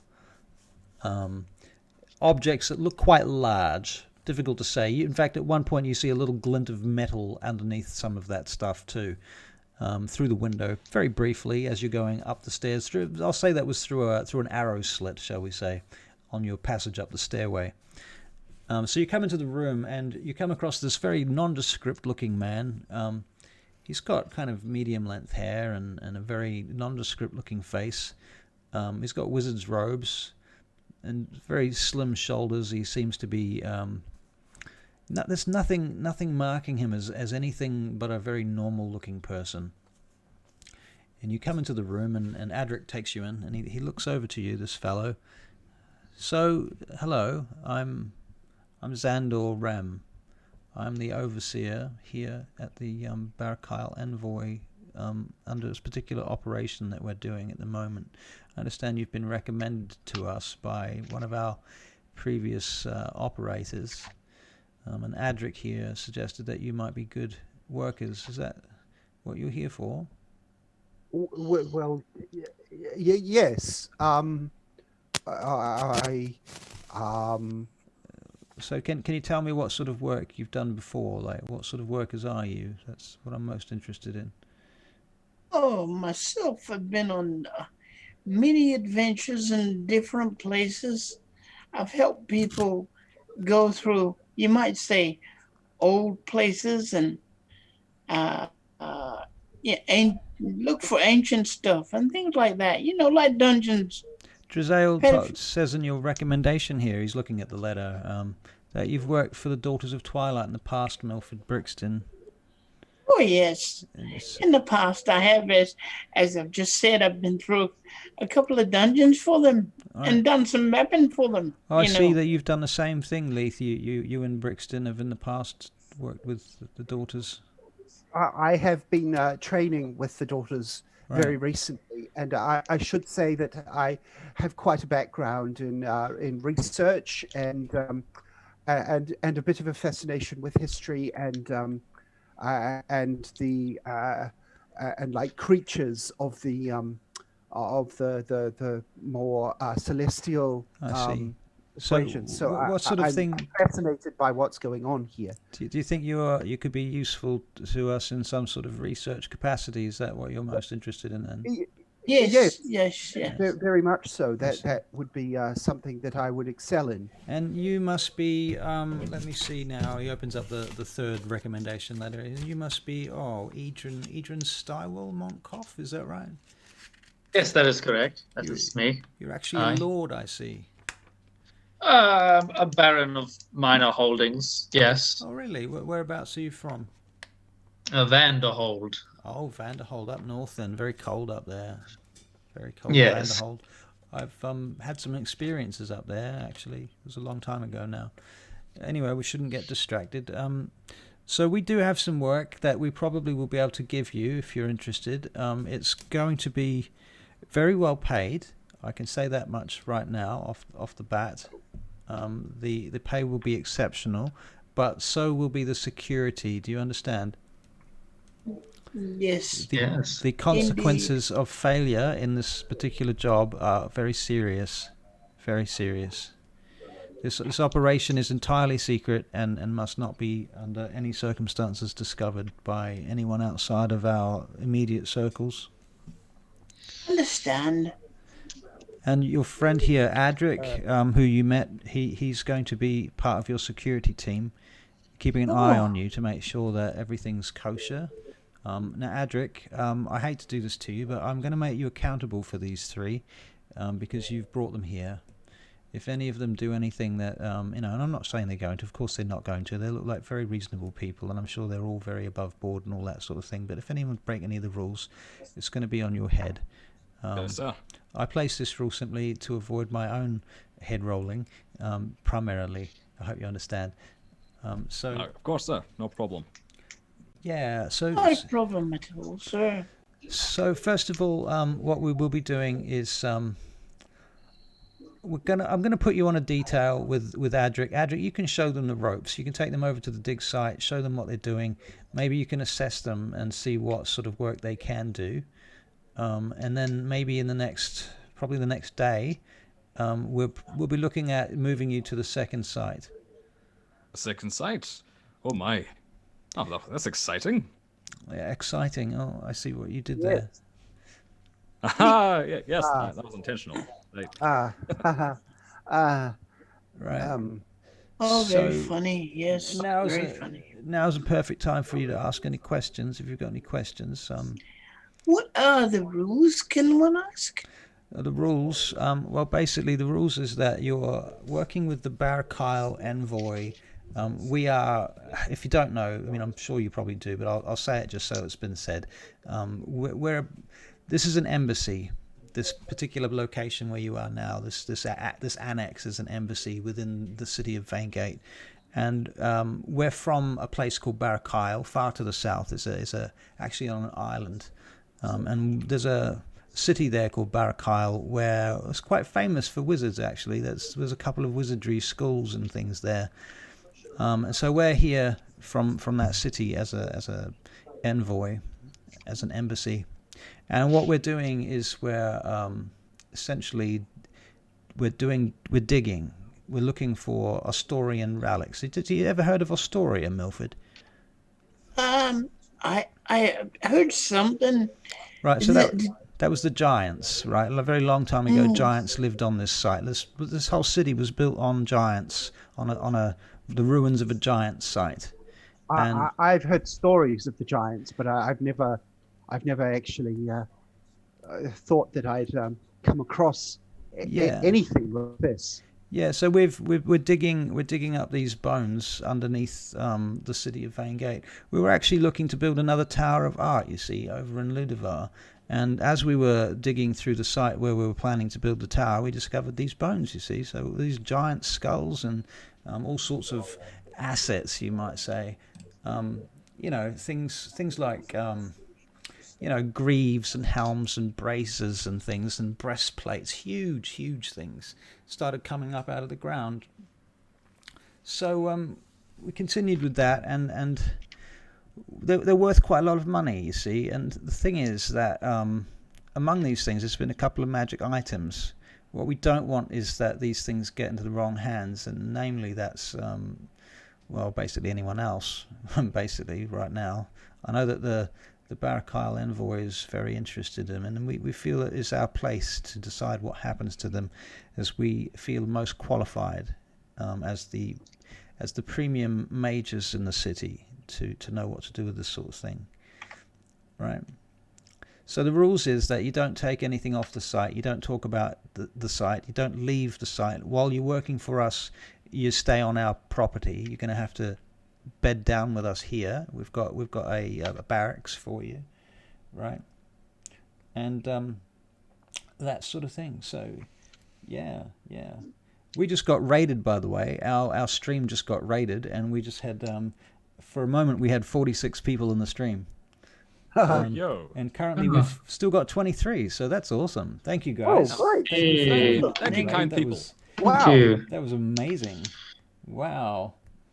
Wow. I'm just looking over at the stream for a moment and checking out what the hell just happened. That was freaking cool. Thank you, guys, so much. Thank you very much. Thank you. So, yeah, okay. Did you have any other questions about the rules and such? No, I'm sure now we understand them. We won't be doing them. Adric, you can explain any other rules if you want. There's probably quite a few things I've skipped over. Small details all right, and sir. conventions. I'm sure and things. our rules will come up as I'm hazing them in. We'll And see to about all you new people, I feel obligated to say this, but please follow our little stream, because we're just getting started. We've only been going for a few weeks, and we're still getting all the technical details together. But we're quite good at role playing, I feel. Most of the people here are actors, you see. So, we're going to put our best shot at this and have a good go at it. So, give us a follow and look up our YouTube channel too while you're at it. Anyway, Give us a little love, please. Thank you, people. Yeah, Thank you so much. Yeah, I know, right? So, right, back to business. So I'm probably going to have to love you and leave you then, you lot, and thank you for coming in from Sidarhael. Yeah, if you're interested in your pay rate, well, it's going to be decided at the end of the dig, based on how much we actually haul. But I can tell you this much: it's probably going to be in the region of about 0.1% of the total haul, which you might discover at this point already. That's probably worth about 1,000 gold pieces. That sounds very generous. Thank you very much, sir. Yeah, and I what must say we have found some particularly exquisite pieces of giant history. Beautiful, absolutely Right. beautiful. That's true. But what we'll be buying with that money, Leith, if you don't mind me calling you Leith, what we'll be buying with that money, we'll be Yes, sir. buying your silence. Yes. Because everything that you see and do here never happened, right? That's I am very important. I am very discreet in all of my dealings, so you can trust in me to not speak a word of this. Right. Very good then. I take that on your word, and as I said, Adric, be on your head if there's any issues. All right. Yes, sir. All right then. Off you go then. Good luck. All right, let's go. Work Let's go, you hard. three. Find us some amazing artifacts so that we have, get that percentage up. Hey. Wonderful. Thank you, Xandor. All right. Off you go then. Get out of here. All my NPCs seem to say that, don't they? Get out of here. Get out of here. Get out of here. So, Get out of here. Yeah. Okay, we're off.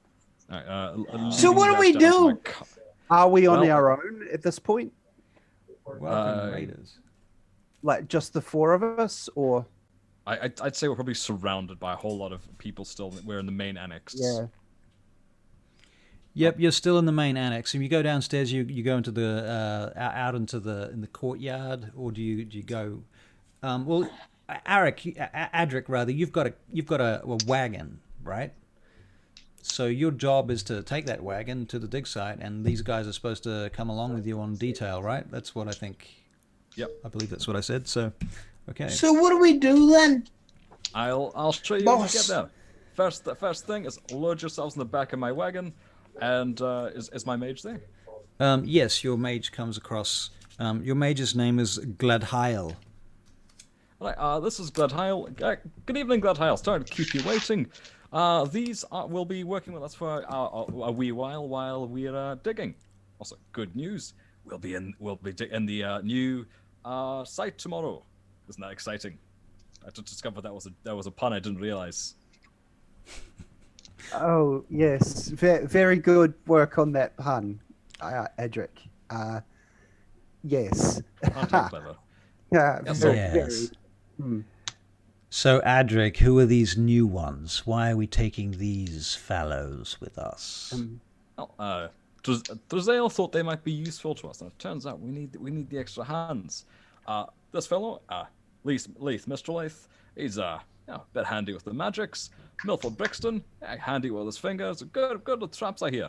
And this is Adrian Monkoff, another magic friend. He nods. I'm very pleased to make your acquaintance, fellows. Very nice to meet you. Pulls his hood up over Good his to head. meet you too. Just pleased to make yours. I believe we best be getting off back to work then. All right, Jezebel, Dingus, we're off. Catches a raven from above him and lands on his wrist. Mortimer, welcome back. Ah, yes. And onwards you ride, out through the gates, cloppity-clop, the wheels churning in the mud. It begins to rain. And you go out into the streets, and you head up Solemn Way, and then down Ida Pingal Avenue, until you get to the tunnel that leads under the Palatial District, where I get to make another random encounter roll. I know that sounds really lame, but it's really exciting because I don't often make random encounter rolls. It could be anything. It could be a gas leak. Oh, now I'm really frightened, you know. Or it could be a whole bunch of rocks just falling. I'm really, really frightened. Okay, as you're traveling through the tunnel, you see 10 10 odd very poorly dressed personnel, shall we say, along with 3 very highly armored fellows who are essentially leading them or escorting them through here. And as they get closer, as you go to pass them, you see that these people are all chained to one another like a chain gang. And the armored these armed guards appear to be connected with the House of Muldrea, according to the emblems on their costumes and their clothes, etc. And Does that bring anything to my mind? Muldrea is in fact, this is the house that rules all of the Muldrean Protectorate, which is a series of city-states that are connected via essentially a political axis. They are a burgeoning empire. They don't call themselves an empire, they call themselves a protectorate, but they call themselves the Muldrean Protectorate, and this is the strongest family in the protectorate. The head of the family currently is Queen Clareska of Scartabel, who sits on the throne in Carcanos, which is the upper city and the palatial district, in fact, which you are underneath right now. So it's the families doing their thing again. These individuals look like they might be slaves. Just being moved from one place to another. It's not entirely uncommon to see slaves in Vaingate. No. It's not particularly pleasant to see slaves in Vaingate, but if this is the way that they wish to employ them, then it is one means, I guess. The economy, am I right, guys? Ugh. Right. So you come out the other end of the tunnel, and you eventually get to the outside of the dig site. Now, I believe you guys have all been to this dig site before at least once. Is that right? Because I remember you guys did some... Leith, you didn't go there? You didn't go scouting? Milford have. Oh, Milford and Edrin. Milford. I've been to the district above. I've been to around the Arcane district and the Palatial district a little bit. Right. But Milford and I came through here at one point, but not into this sort of area. No. Okay. I did to get a look at it. Remember, I climbed it. I went along the wall. I remember that. Yeah, and Edrin sent his owl forward, didn't he? Or Weasel. Weasel, sorry. I get you guys confused. Edrin's got a weasel. Yeah. Leith has got an owl. Leith has got an owl, right. I thought you named your owl Weasel for a second, and I was so in love with it.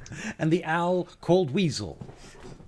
Also, Gunblade Guy PS4 says he took me a while, mate. I'll raid you next time you're on. My wife loves your streams and D&D, so yay, thank you. Yay. Awesome. Right. All right, Cool. Let's get to work so we don't disappoint his wife, eh? All right. So you get to the gate that leads into the actual dig site, and there's 2 knights there standing on guard on either side of the entranceway. There are several different pathways that approach the walled perimeter of the dig site, and bearing in mind that everything here is ruined and weather-worn and wet, and it's kind of... it's quite dark and it's very quiet, except for the sounds of digging and a sort of low chatter in the distance on the other side of the wall through the gates. And as I say, there's several entrances here, but this is the only one that will let a wagon through, the only one big enough. Around you, there are a number of aqueducts that pass overhead, and some of those have been ruined as well. And you know that this part of the city fell victim to a battle about 100 years ago. Some of you might have been alive at that time. But yes. So you head on in, and there are indeed a bunch of wizards standing about in different parts of this dig site. You see there's about 30 people wearing muddy brown robes, on their hands and knees, some of them digging with various implements. Some of them have shovels and some of them have trowels. And they're marking up this area and slowly uncovering it very carefully. And you see there's a couple of wagons here, and there's a team that are lifting right at this very moment. They're lifting this huge sword up out of the mud. It's massive. It's like 3 times as tall as a man.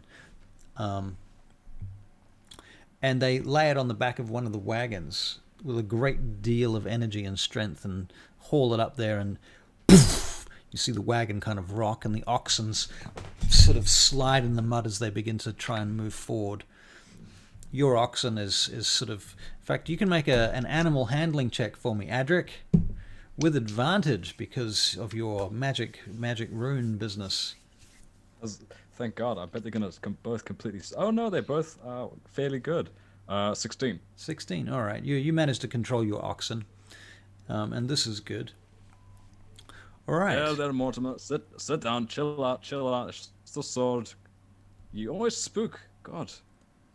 So, now that you're in here, your wizard gets off the wagon and stands by, and you see the group of homeless start bringing other relics and things over in your direction. What are you guys doing at this point? Okay, what do we do now? All right, well, my main job here is to identify and just see if it's worth anything. So what I'll ask you gentlemen to do is just give them a hand bringing it over to the wagon, and we'll start having a look at it. Yeah. Right. All right. You can So do that. Our Easy job enough. is to appraise. All right. Yes. Well, essentially, I find the things that good or not. Huck the broken stuff into that pile over there, and I gesture at the broken shit pile. And the good things we'll keep on the wagon. I'll have a quick squiz to see to read the runes, and get a good idea of what I may or may not be worth. And then once the wagon's full, we'll take it back. I'll have a much better idea when it's not lovely and clean to see what it's worth. Then the gentlemen cleanse it, wrap it up with some tarp and down, and they take it away. I see. Yes. Yeah, I'm sure we can muck in, as it were, on some of that. Yes. I Right. see what you did there, because it's dirty. Yes. Let's muck in then. All right. So you guys muck in, and you get closer. I'm going to get each of you to make an investigation check. The four of us or the other 3 guys? All of you. 5. Okay. 18. 18. I wow. got a 19. Milford, you get a big 5 as well. Oh, sorry, you get 7. Amazing. That's a strong 7. Yay. So, sorry, Adric, you got was it an 18, was it? Or did somebody... 18. Okay, who else got what? I heard I got a 19. 19. Wow, 5. Okay, Leith, you're too busy sort of looking around at the people and such. Or you can tell Leith, Steve, tell us why you failed that check. What were you thinking about? Leith has just been looking around so much, going, "Wow, I'm such a part of history right now. This is remarkable. There's so many wonderful artifacts being uncovered here, and this could change the world. This could be so marvelous." All right, very good. And Edrin, you got a 19, is that right? So Yeah. you and Adric are sort of closing in on the side of the biggest main dig hole here, the pit that they've uncovered, and you both see this massive coin half sticking out of the mud. It's huge. It's like the size of a large shield, and you can both make like history checks if you like. I Is that would. when you say, Sure. who's that? Adric and Edrin, I'm afraid. Oh, right. Yep. I got a 14. A 14. Okay. I got a 13. 13 and a 14. Okay, you definitely recognize them as being Ostorian coins. I mean, for a start, they're huge, but you also recognize the imprint of one of the. They're not. They've got symbols of various figures on them, but they look quite worn off. But you think you can make out Annem, who's the all-father of the giant pantheon, on the lower left-hand corner of this coin. Adric, you recognize some runes on it too, to be fair. So, and you know, definitely this is worth a mint. This is just one coin. Ah, that's worth something, isn't it? Oi, you lot! I'm yelling at some of the homeless. Help us get this one out. This is a real good find. Did you just left it here? You picked up that useless sword and you left this. Disgraceful. They flock over to you, and you can make an insight check. All right, and I get that with advantage. Thank you, runes. Yes, you do. That's right. That is an 18. An 18. Okay. You notice certainly that these three homeless. I like the term that you used earlier. I think you said wasted. Is that what you said? Yes. I'm going to steal that. I couldn't think of a better term. I think it's great. The wasted. That's really cool. We're going to call them that from now on. So these three wasted come over to you, and they carrying the coin, and they haul it onto the back of your wagon. And you kind of see them. They're a bit dazed, and they move their faces a bit slow. They look like their faces are full of Botox or something. Like they just don't react to normal social cues at all. Yeah, there's certainly something funny going on with them. Good job, Jeremy. Good job, Red. All right, 5. You go back to your sword. Look at this. That's something special. Right, and you clean. I don't know what you do. Do you clean off the Milford will do the cleaning. All right, so Milford starts cleaning off the top of the coin and what have you. Cool. All right, so you take up a load of these objects, and it takes about probably half an hour to load up the stuff. You end up with a bunch of javelin heads, a breastplate, a bunch of metal rivets, and there's a brooch that's like this big, this huge brooch that they put on the back of the truck. It's a wagon.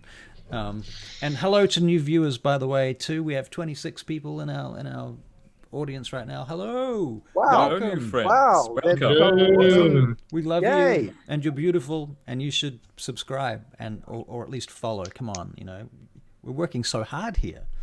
We get to 100 subscribers, I will let Russell write on my head. Wow. Do you hear that? I get to write on his head. In Dwarven, or wait, in Giant. It has to be in giant runes. And I looked them up earlier today to see what they may or may not look like, and they are horribly complicated. It'll take you hours. Yay! Sharkity Shark Bum says, hi guys. It'll take Russell, it'll take Edric hours to wash it off as well. Right. With my stumpy little arms. Right. In fact, we should make Barry rub it off. Oh, did I say that out loud? I didn't mean that. Wow. You're all terrible. Uncle That's Crowley what is you here are. as well. Uncle Crowley 666. Some of you will know what I'm talking about. Oh yes. Yeah. Anyway, so you load up all the stuff on the back of the wagon. It's raining. It's muddy. You've got filth all over you now. And meanwhile, these somewhat pretentious-looking wizards are standing around in their robes on the tops of pillars and things, and on broken walls and such, looking down. And this goes on for some time. As I say, you load up this bunch of stuff. Another shield comes out of the muck, and they put it on the back of the wagon. And your wizard, Gladhael, comes back over to you. She says, "Are you ready to leave now? I think that is probably enough for our wagon." I believe so. I don't know if Betsy or Mortimer could take too much more. Right, you three, you ready? Why must you insist on naming these creatures? Oh, but look at them. They're so cute. Look at Mortimer's eyes. He loves it here, even if he gets spooked by it. Just look at you. It's beautiful. Yeah, and you haven't even named your raven. I'll name him for you. Wilson. That's a Tea Earl Grey hot. Yes, you do get to choose what's written. That's right. All right. So the oxen start pounding the mud, trying to get the cart to move, and it takes a fair bit of work. Can I get you to make an animal handling check to do this? Yes. That is a 15. A 15. Okay. Yeah. All right. The oxen start moving, and you start pulling the wagon back out through the dig site, back onto the cobblestones outside. The cobblestones are all growing weeds and things through them. By the way, this part of town, as I say, is quite desolate. And as you're traveling now, you can hear dogs barking in the distance. So I'm going to get you all to roll perception checks. Okay. I just want to ask: is there like the size of the stuff that we're transporting? Is any of it like we could sneak it into our bags or pockets or anything like that? Bags or unless you're at pockets. least 10 feet tall. Yeah. It's pretty tricky. Maybe some of the rivets, and the rivets are about this big. No, we want them to trust us first. Are you having this conversation in front of the wizard that's sitting next to you on the wagon? No. I'm whispering in things here. No. Are you? You whispering this in his ear? Yeah. Are you? Okay. You sure? I slowly turn my head and I look at them out of the corner of my eye, just giving all three of them the stink eye. The stink eye. My perception check was a 15. A 15. Okay. I got a nat 1. You got a natural 1. You're kidding. I got a me. natural 1. I forget where my hands are. Oh, dude. Okay.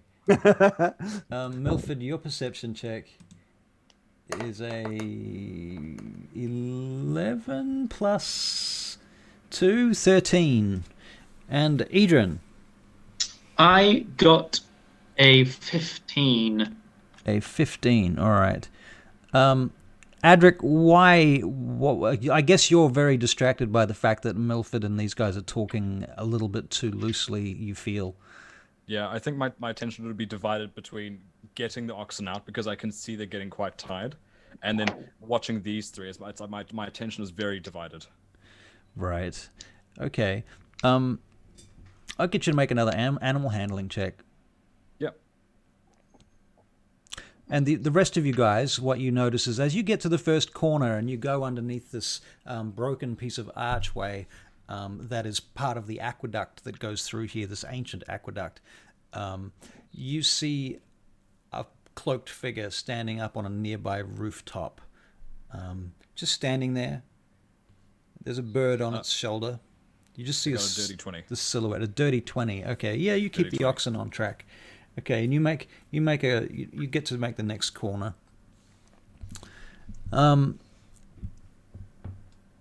other thing that you guys notice is in the distance you hear shouting coming from a long way away. It's kind of echoing through this part of the city. It's a very quiet area that you're in, which is why you can hear the sound of this. It sounds like a crowd. Just gonna stop talking to Milford and pay attention to what's going on ahead. Okay. Oh, thank God you three have stopped nattering. Glad hell can't focus when you three are talking like that. God. Adrian, what are you doing? What's your character at? Where is he at the moment? Adrian is actually currently, if he's got the free time, he's actually currently writing a letter in his notebook. Okay, who's this letter to? It is to his wife. Ah, I see. Very well. Yes, and so he's just kind of sitting there. Every so often when Edric goes, "You three nattering," he kind of looks up, not realizing people had been talking, kind of goes back to doing his little bits and bobs, and then every so often we'll back up to make sure we're not suddenly under attack or All right. Brixton doing something shifty again. No. Hey? Fair enough. Milford doing something shifty. Milford would never do anything shifty. What are you talking about? That's Yeah, that was out of place. that's absurd. I'm gonna sit by the mage. Just do what I'm here to do. All right. Okay, so while you're sitting there doing that, you're going along. Haha, the game mommy. Oh my god, I finally caught one of your streams again. Yay, welcome back. It's been a long time. Yay. Cool. Hey. And I say to the mage, was that one of ours up there, or was it? The mage turns and looks at you and nods very slowly. Of course. Oh, good. I get uncomfortable when I see things, you know. You'd best hope that that sound in the distance is not some sort of incursion. The consequences of an incursion here would be very dire. We have plans for such. Oh, people would be stupid to do it, wouldn't they? You would certainly think so. I would certainly think so. Well, what would count as an incursion, do you think? An incursion? Anyone from the city guards to any other faction?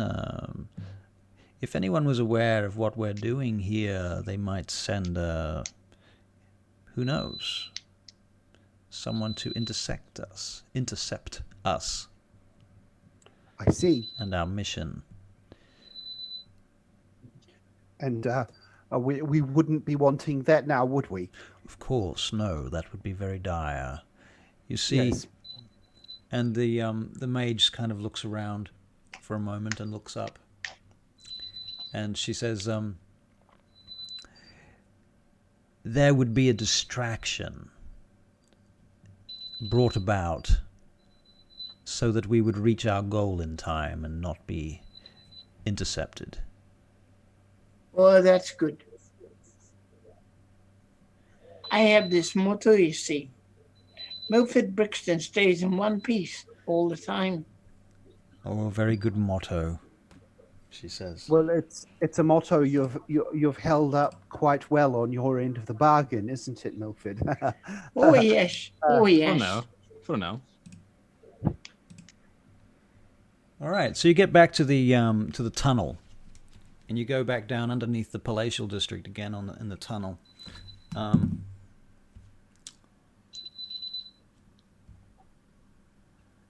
Okay, and as you're traveling through the tunnel, I'm going to get you to roll perception checks.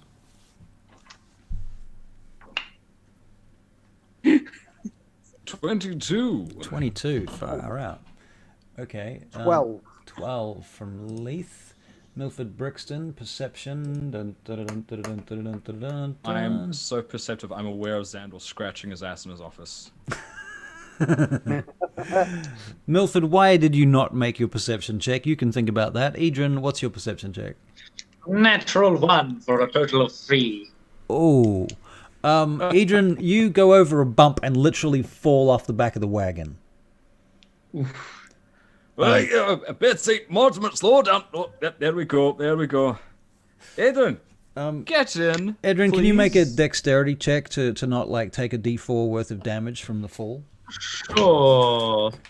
A saving throw. Can I grab him so that can be like an assist? Go to grab him? Yeah, you can give him an assist. You get a saving throw with advantage. Okay. So that's I got a 17. Okay, all right. You managed to land on your feet essentially, and you're like, oh, all right. And at that point, Adric, you for a moment, because you've got night vision, of course, dark vision, you see some figures hiding in the tunnel up ahead behind pillars on either side of this tunnel. Gladhael, you see that over there? What? We're being watched. As she says what, just at that moment, I'm going to get everyone to roll for initiative. I would like somebody in this group to please take charge of initiative and keep track of it for me, because I That would really, be the most handsome really of us. suck at it. Well, that would be you then, It Barry. could only be you, Barry. No, that's not me. No, not me. That would be me. That would be me. I'm Yeah, happy sure. I'm happy to track initiative. All right, that would be awesome. Thank Let's you. let him believe what he wants to believe. Thank you, Steve. Okay, I rolled a 5. You rolled a 5. Yep, All right. I rolled a 7. 7. That was Edric. Yep, I rolled a 16. 16. Remarkable, seeing you fell off of the wagon. Fell off the wagon and then sprung up and was like, ugh. Yes, I've literally and figuratively fallen off of the wagon. Milford Brixton, what did you roll? I don't know. Ask the GM. Friend Russell, what has friend Barry got? Right. Hang on. Milford Brixton, your initiative is...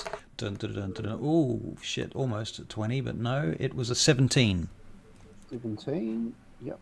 Milford. And our All right. enemies or what, Can I what have you? Can I have Edrin's initiative, please? Edrin's was 16. 16. So I'm going to try and use the D&D Beyond initiative tracker, but I would love it if you could just keep that in order as well, so that when I screw it up, which I inevitably will, we still have initiative order and stuff. Leith, what's your initiative? Mine was 5. 5. And Adric? Edric was 7. 7. All right. And Milford was 17. Yep. Cool. All right And then. we have a familiar joining us. Yeah. Wrong animal, but It is quite I'm, familiar. I'm sure he'll do. Oh, and that's his... Can pretend he's a ferret. All right. Yeah, I can pretend he's basil. Where else do you think the magic missiles come out of? All right. what- So the first thing that happens is that there is essentially a surprise round when your magic friend here, your wizard friend, takes a firebolt in the face. It hits, and it does.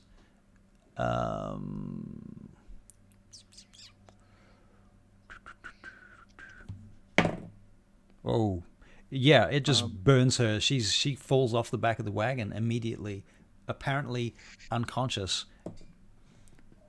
Sorry, Russell. As a fighter, I have this. My fighting style is protection. Okay. As she's in 5 feet of me, could I impose disadvantage on that with my shield? No, I know this because is a surprise round. the reason so- you can't is because you've got the reins of the oxen and your shield is not prepared. Fair point. So, yeah. Also, Leith. Russell, Yep. just on the initiative, Yep. should I be noting your initiative as well, or Uh, the enemy initiative? you don't need to do that. I think Okay. I'm gonna. I'll just keep the initiative track there, and if I need it again, I'll just call you. I'm trying to use the tracker. I really want this thing to work. Okay. Yep. All right. So the first thing that happens, she's taken a firebolt to the face. She's fallen off the back of the wagon. Another wizard, apparently they're wizards, fires another firebolt in your direction. This one is aiming at Adric. Mm-hmm. Ooh, it hits. Adric, you take 6 points of damage. Oh, hang on. What's your armor class? I was going to ask, but I assumed you knew. It's 18. 18. It actually doesn't hit you. Oh, yeah, that's not nice. Let's double check that this is in fact firebolt is in fact a attack. Yeah. Yeah, it is. Ooh, yep. It's not a save. No, No, it's five- definitely an attack. Okay. All right. So it misses you, Adric. Woot woot. Milford, it's your turn.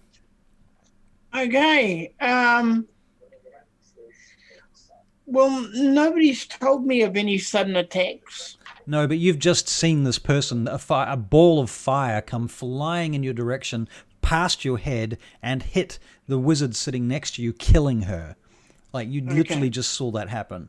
And then a second fireball comes flying out of the dark and narrowly misses Adric. It basically hits his... I mean, at the point where the first wizard gets killed, Adric, I'm guessing, is pulling out his shield and weapons, right? Yeah. And so the reason why the second one doesn't hit you is at that point you've got your shield up.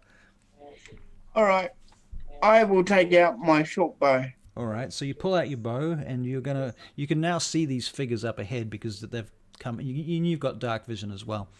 Yep. All right. Are they giving any kind of signal when they see me? Any kind of signal, like what? Yes, like we're with you or we're not with you kind of signal. You haven't seen any kind of signal.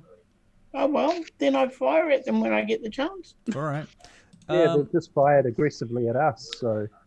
Now, I need to just double check something very important. If you're in the dark, which it is, even if you've got dark vision, I have a feeling that you're at disadvantage.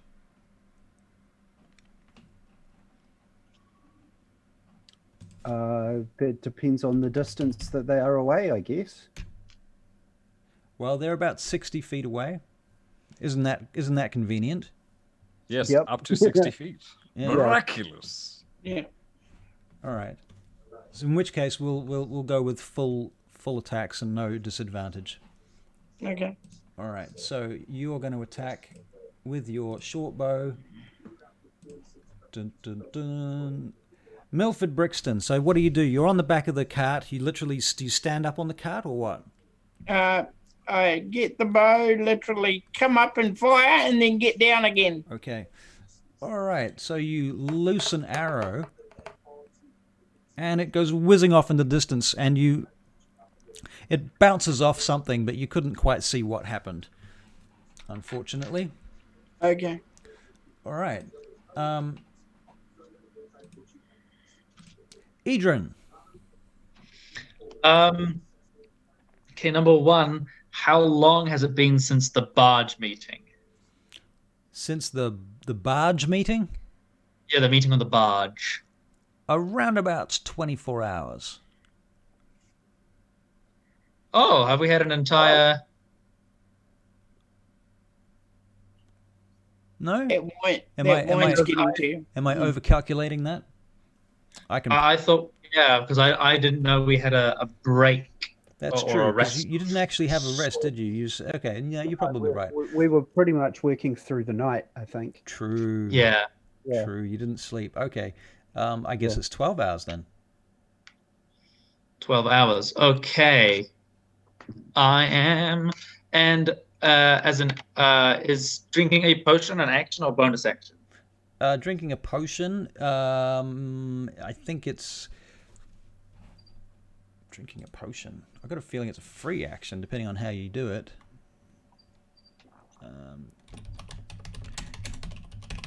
But I think we shall use it as an action right now. Is drinking a potion an action or a bonus action? Character who drinks a potion, who drinks the magical... takes an action. It is an action. Awesome. Okay, I'm going to drink a potion of darkness. A potion of darkness. Okay. Yes. Or potion of dark vision, sorry. Dark vision. The potion I got given by Milmore. Oh, that's right, because you're a human. Yeah. Glug, glug, glug, glug, glug. All right. Your eyes start glowing very gently. All right. And I can see them 30 feet away from me, 60 feet away from me, rather. Yep. Do they look... Can I discern from this distance what race they are? Like they're human or They're elven? certainly humanoid, and they're wearing robes with hoods, so you cannot tell. Okay. Very good. That is my turn. That is your turn. All right. At that point, another wizard casts... One moment. It's a new spell. One moment. Okay, another firebolt comes flying in your direction. It misses everybody. Another firebolt comes in your direction and misses everybody. Oh dear, another one sets one of his friends on fire. Stop trying to hit me and hit me! With a critical one. And he turns around and they don't look very impressed with each other.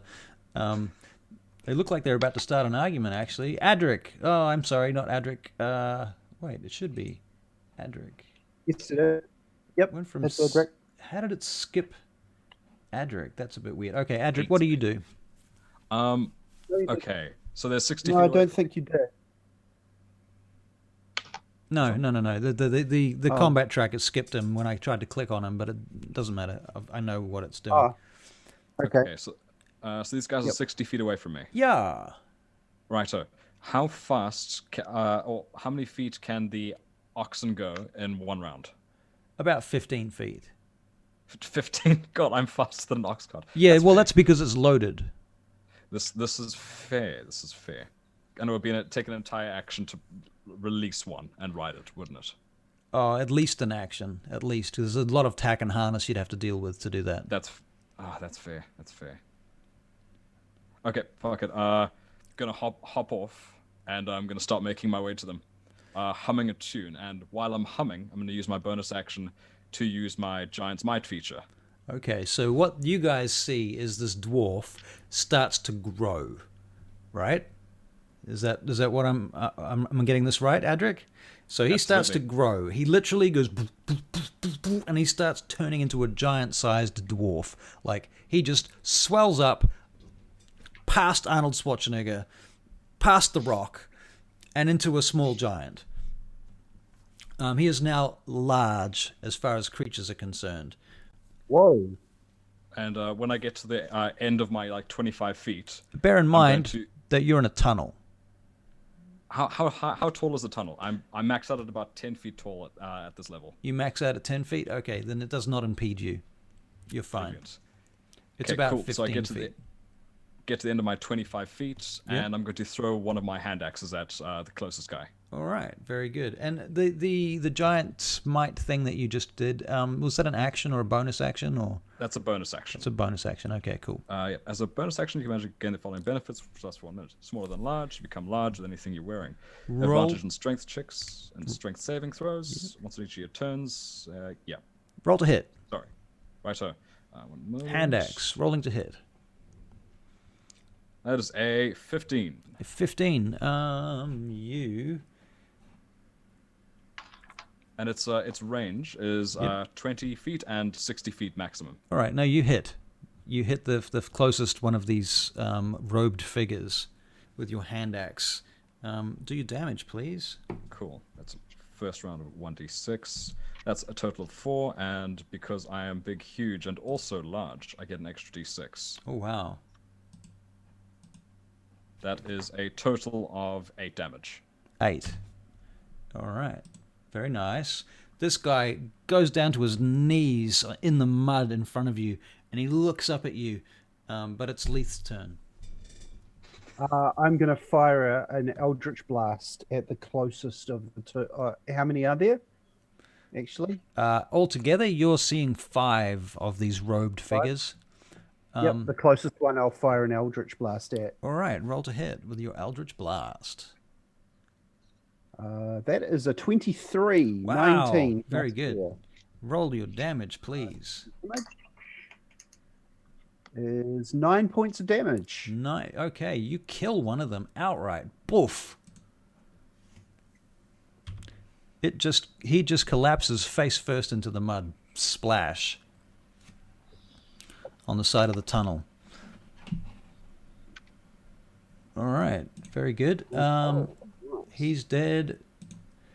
Okay, a firebolt comes flying back in your direction, Leith. It misses you and goes whizzing past you and scorches the ceiling of the tunnel. Milford, what's your move? Next target, All right, roll to hit Bow and arrow. with your bow and arrow. So it's a short bow. Are you still on top of the wagon? Yep. Okay, you're basically using that for a bit of height. Yeah. All right. And to stop them from getting on it. All right. You hit with your short bow. Cool. All right, you do 6 points of damage. So the arrow hits this guy in the leg, guy or girl, you're not sure which. They're wearing robes, and this wizard or whatever it is just ignores it and fires a firebolt back in your direction. But it is in fact Idrin's turn. I am going to pull out a little pouch of sand. I'm going to sprinkle the sand chanting some words, and I'm going to cast Sleep at 2nd level. Oh, very nice. Okay. So I roll 7d8. Wow. Okay. And it kind of works as a... Yep. What's the total? That's... Give me the health pool, the total health pool. Yeah, the total health pool. Okay, so that was 8, 4, 9, 17. Hang on. 28. 25 is the health pool. 25 total?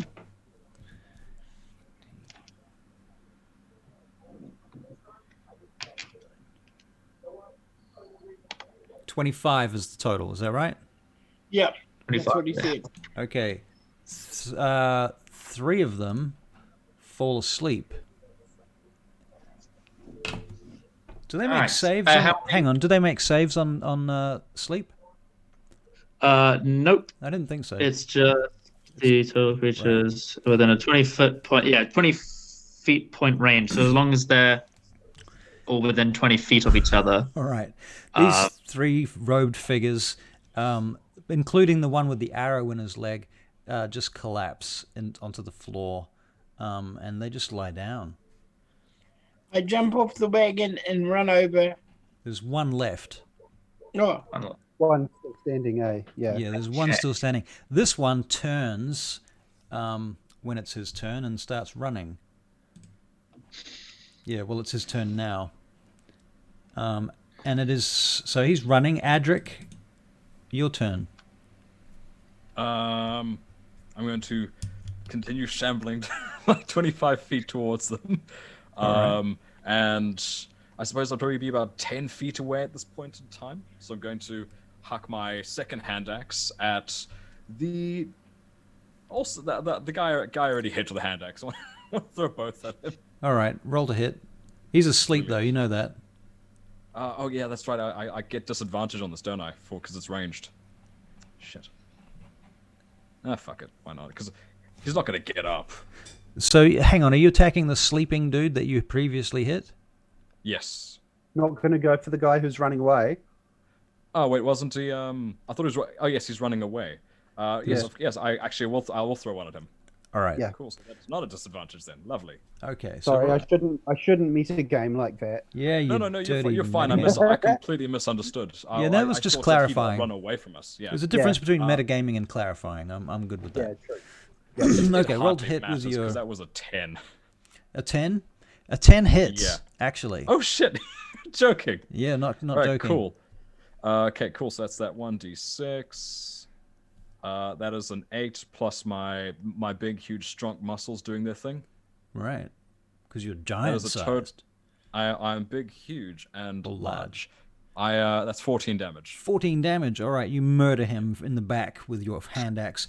Woof, woof, woof, it goes flying down the tunnel, and you hear the sound of it go... And this guy just stops in his tracks and drops to his knees and falls in the mud. Bonk. You hear the sound of his skull clatter against the cobblestones. Muddy cobblestones. You all right there, friend? No? All right. And now there's silence. I run off the wagon and go and check the sleeping ones. All right, so you run up to the first one, right? Have a look at what they're dressed in and everything like that. Yep. All right, so you're going to make a history check. Yep. Actually, no, make an investigation check, not history. Yeah. Milford Brixton. You roll a big fat natural 11 plus 2 is 13. You recognize the symbols on this figure's robes as being a member of one of the other mage houses in the Ansel district. Okay. But they're not Barachiel mages. They're Okay. a different lot. Check their pockets. In their pockets, you find some spell components. The spell components that you require for, in fact, Firebolt, which include... actually, there's no components for Firebolt. You find two halves of a broken key, a broken chain link, a leaking wine skin. These guys were just poor. You find... Nobody ever really has too much on them. Right. At most, I only have keys and a wallet full of nothing. So it's a fair assessment. Yeah. It's my life. Yep, Keys and a book. that's about all you find on this guy. And And the next ones? the others you find are almost identical. They have very little differences between them. They're very similar. Do they all have these keys? They do, actually. They all have these two halves of a broken key. Okay. Could I go up to Gladhale? Yep. What is she? How's she doing? She's just unconscious. flat out She's dead. out. She Oh, got she's hit out. she got hit in the face with a firebolt. And she fell Right. off the wagon, clattered across the floor on the cobblestones, and taken quite a lot of damage. Her head is kind of half caved in, frankly, from hitting the cobblestones off as she fell off the wagon. Could And I try she's quite stabilize her with a medicine check? burned. You believe that she's gone. Oh, she's gone. I get you. Okay. Okay. I would then like to search her to see if she's got a spell book. All right, you can do that. She does have a book on her, actually. And it has a metal lock on it. Ah. Does she could I see if there is a key on her person? There is not. Ah, interesting. All right. Hang on. Make an investigation check. Make an investigation check. That would be unfair. Oh, that's not bad. That is a dirty 20. A dirty 20. All right. You pull off one of her boots and you find there is in fact a key in her boot. I put the key in my boot, Okay. and I put the book in my bag. But I'll actually take off my scarf, wrap it around my book, wrap it around her book, and put it in my bag. It's already your book now. I see. That was fast. Yeah. Just pulls a staple and staples the two like faces together. So just spent two backs facing out. All right. So you do these things, and it is done. Very good. So you're standing around this wagon. You've got essentially 5-6 dead corpses. Well, no, some of them, 2 of them, 3 of them are sleeping. Yeah. Yep. Well, one of the sleeping ones is very injured and is bleeding. And you've got the oxen, and you've got a bunch of shit on the back of it. Tie them all up as well. You tie Is them all there up. definitely no pulse to the woman who's with us, the wizard? What was that? You're gonna Definitely no pulse to the woman. no he said. pulse? No, there's no pulse. Okay. Not going to try and use any Could I try stabilize one of the? Could I try stabilize the? Oh, should we tie up the sleeping ones? I think that's what Milford is doing right now. I'm doing that now. Apologies, I must have missed that. I think my internet is slowly going again. I'm doing that now. Once I think I Milford can has hold tied them, once Alright. Milford has tied them up, I'm just gonna like bodily pick the 2 healthy ones and lift them over to the wagon, because I can do that because I'm huge. Right. So you guys, of course, have never seen Adric. I mean, you haven't known him for very long, but you've definitely never seen a dwarf turn into a giant. Yeah, this is kind of like, how did you do that? Well, you know I'm from the Barachiel Mountains, right? Well, there's Not really, no. Oh well, I am, and there's some gianty stuff. Can I say too much? There's some gianty stuff under there, and well, I'm a study of giants, and their runes have living power within them. So Wonderful. I'm not really. I'm quite. I'm a dwarf with a capital D. If you know what I'm saying. Yes, I think I understand. Right. And well, this isn't all I can do. I'm still studying the other runes, but well. Well, I'm so happy about all that, you guys. But can someone help me move this bugger, will you? I'm holding 2 of them, Milford. I only have 2 arms, thank you.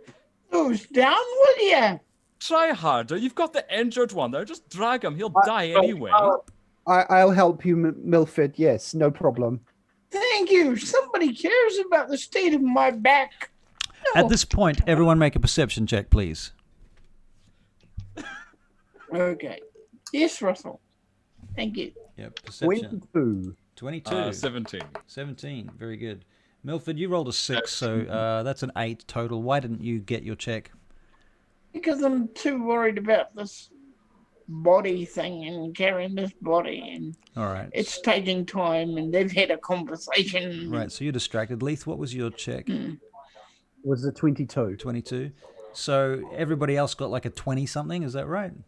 About I 17. got 13. Oh, 13. Okay, 13. Yeah, I mean, okay, Adrian, you hear something behind you. It could be anything. You're not really sure what that was.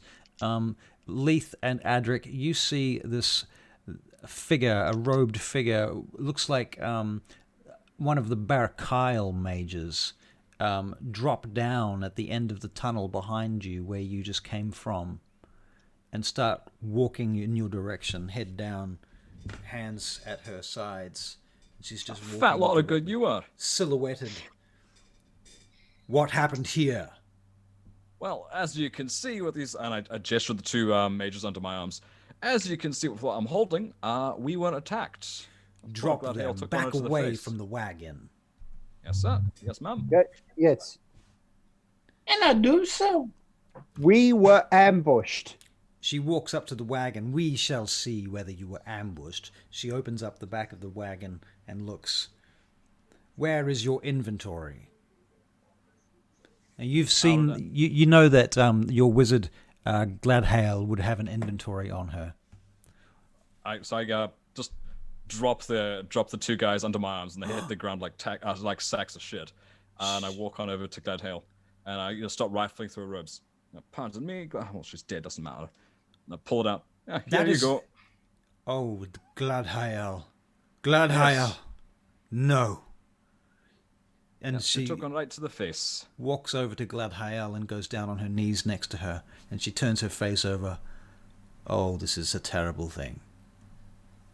You're telling me. Yes, There shall be blood to pay for this.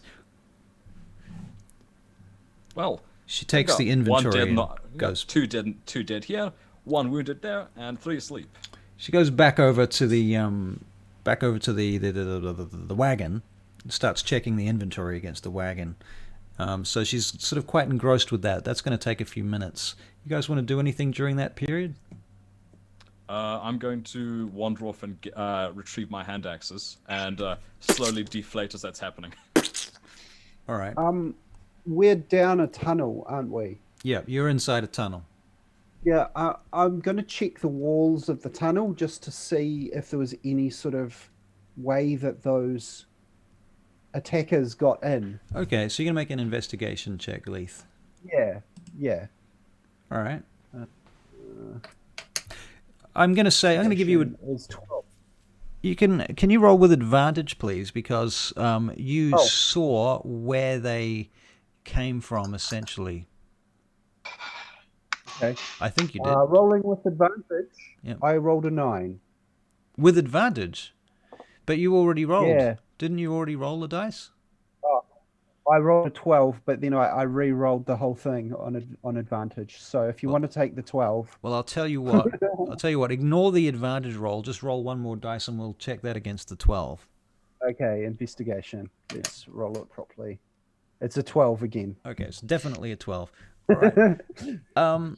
You notice that there's part of the wall that seems a little bit irregular, but you don't seem to be able to find any kind of trigger or anything to make it any secret doors or passages open or anything like that.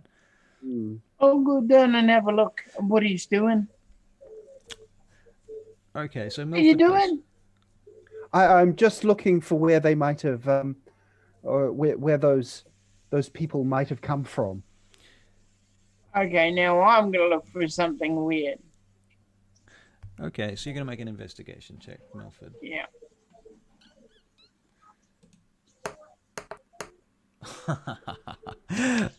Milford rolls a natural 20. Hey. Yes. All right, Okay. Milford, you're messing around with it when you find there's a stone in the wall that you pressed it, and you feel the wall kind of click, like some sort of mechanism, and it begins to roll back. Yes. It goes about this far, though. It's a very narrow gap. Oh, well done, Milford. I must have missed that bit. I'm going to press it to put it back. All right, you put it back. Yep. Okay, it moves What's he done? back. What? What's he What? done? You Shouldn't just congratulate him. Shouldn't we Leith, go and have a look? Leith, can you make Yeah, Leith? Can you make an Arcana check? Yep. That's a 5. Never mind. I'll press it again. T.O. Grey Heart says stomp on them. I'm not sure what exactly that was referring to, but I think that was the bodies that Edric was dropping. The two guys have dropped like sacks of shit. I thought it was to me telling me to stomp on you guys. No, Probably. you don't think you don't think so? That wasn't the Right. Okay. Right. I'm going to press it again. Okay, so you open it again. Yeah, I'm going in. All right. So you open the passageway and you step into this very narrow passage. And Yep. you guys are paying attention or not? Let's make perception checks to see if you notice Milford just disappeared. Well, he's standing right in front of me, isn't he? Yeah, Leith, you'll see him. Yeah. 17. Okay, Adric sees him.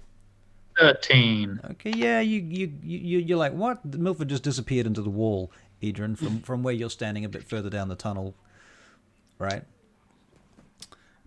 Okay. All right. Can the mage see this? The Barachiel. I keep getting the name wrong. Barachiel. Yeah, that one. Can she see what's this wall moving thing? She is facing away right now, doing inventory on the wagon. I'm gonna gesture the guys to try to say, go, leave it, later. She turns back to you and she says, I think right now what you need to do is blow your whistle and inform the nearest guards. Head back immediately to your overseer Xandor Rem. I forgot about the whistle. Pull it out and blow it. Haha. Yeah, T.O. Greyhot You said had it was for so- the giant dwarf. That's you, Adric. Yeah. Stomp on him. Right. Makes sense. You had an alert whisper on you. I did have an alert whistle, but in the moment you forget about these things, and I just really miss swinging my hammer. Anyway, I think we've somewhere to go.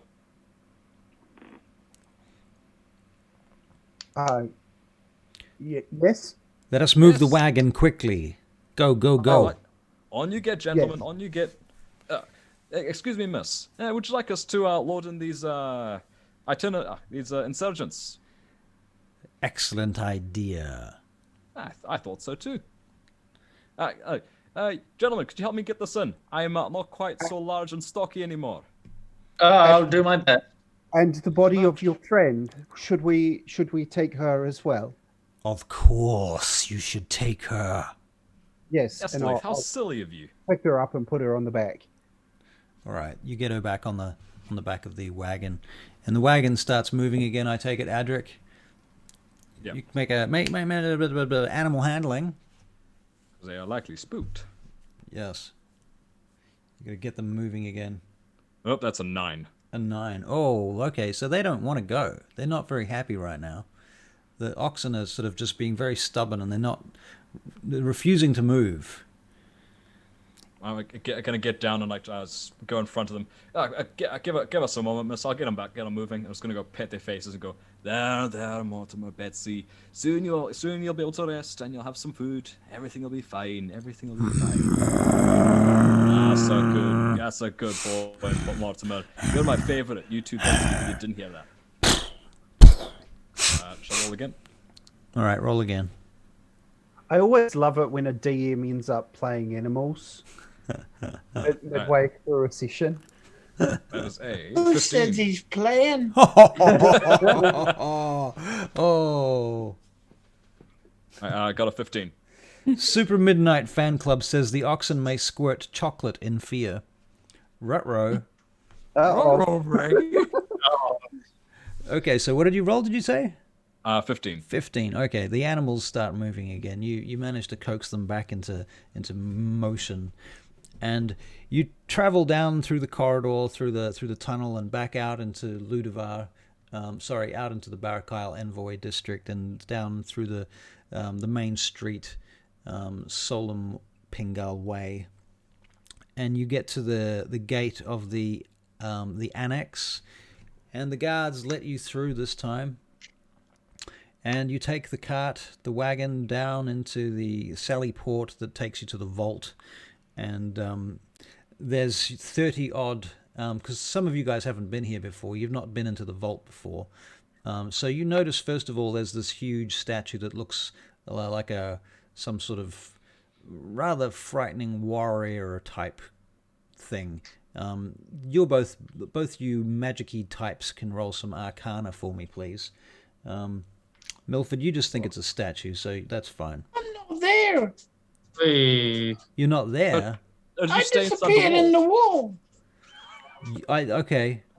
All right then. Oh, we've left him behind. I went down that hole. Remember? I'm not sure that they would have moved on without you. Would they have, or did you just go like, oh fuck it, we'll just leave Milford behind?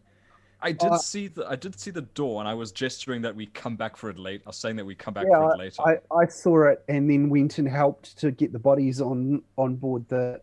Yeah, because Adric said, let's do this later. Okay, sorry, Barry didn't hear that. So my assumption was that you got back on the wagon. Probably the wizard that you're with probably wouldn't have left you behind.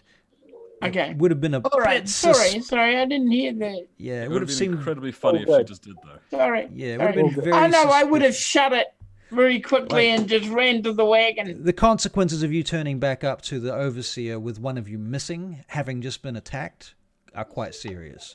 So I just suggest that probably. No, I didn't hear what he said about the Okay. door thing. No worries. We shall. Yeah, I run on the wagon. Role-playing I magic. run on the wagon and I see all that stuff that you just mentioned. All right, cool bananas. Sorry about that. I hope we can be more clear in the future. My apologies. Okay. It's just my curiosity as well. It was a rather frantic situation anyway. That's what killed the cat. Yeah. Okay, so you go down and the overseer is there. What did you guys get for your Arcana checks? I got an 11. I got an 18. 18. Okay, Leithoir, you immediately recognize this as a golem. You've seen Right. pictures of golems in books. Yep. You visited the libraries in Highbrook once in Hemoth Tirith, and there were pictures of golems there, and they, you recall, they looked exactly like this. Why would I'll lean over to Edric and say, why would they have golems here? What need are they? Well, what else? Why else would you have a very large, near indestructible person in your midst? So nobody could get at your goods, of course. There you go. I see. So, I like you as well. So you guys are having this conversation. you flatter me, Leith. I will admit. Well, I will admit, I would like to tussle with it. See who's stronger. Xandor comes across to you, and he says, you probably don't want to try that. It's probably not a very good idea. You probably don't want to mess with him. He's probably going to crush you, I'm afraid. I'm sure you're very strong, Adric. From what I heard, he probably would, yes. Yes, no offense, I'd put money on the giant stone thing. Yeah, I know, think but you're I would as curious. I'm not losing faith in you. I bet Russell, on you. I also... Does Xandor, Yeah. Does Xandor know about my giant stuff? Does Xandor know about your giant stuff? I'm going to make a check. No, you don't think he does. You don't think he does. However, the wizard that came down, were you back to normal size? She did see it, didn't she? No, I was holding the two guys in Right. my arms when she dropped down. Right. So she's busy reporting this incident right now, actually. She's like, Xandor, I have things that you must know. Yeah. Oh well. Yes, sir. All right. Well, very well.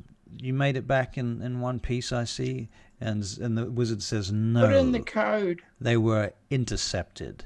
There was an incident. I had to. She turns back to the wagon and she points to the corpse of the other wizard, Gladhael. She says, Gladhael has left us now. She's gone. She has met her maker. And Xandor kind of looks down for a moment and he looks back up and he says, well, this job was bound to have consequences. There were bound to be casualties. I suppose we have to put it down to that. There's nothing else we can do. Never mind. So I suppose you've done some investigation and you've looked into what happened. You have corpses here. These must be the culprits then. Prisoners. Yes. I believe some of them are, a couple of them are dead, but some of them are sleeping as well. Oh, they would have woken up by now. It only lasts roughly a minute. Yep. They should be interrogated. Yes, probably they should be interrogated. I suppose I should I'll have you bring them up to my rooms, if you will. Absolutely, sir. That would be very appreciated. And how was the hall, Adric? Anything? It's quite good. Couple brooch, fairly large shield, and this lovely coin, old mint. And I got a few indentations and effigies of Annam. So a really special piece. Oh, that's very good. I'm pleased about that. That's going to improve our situation immeasurably. So I have some news for you too. Your friends have been cleared for tomorrow, and we will be moving you to the second site, to the second dig site. So for your information, I'll tell you now. Unless we find out of any malfeasance here regarding this present situation with this attack tonight. Unless there's any problem with that, you've been cleared to go down into the tunnel. I'm going to send you down there and do a preliminary sweep and look for any information. We're basically looking for, more relics and that sort of thing. If you can find any secret passages, if there's any traps or anything, I'd like you to try and, point them out and find them. And I understand, Mr. Brixton, that's one of your specialties. Is that right? Oh, yes. Yes, sir. Right. So, that's going to be the next plan. So I hope that works for you.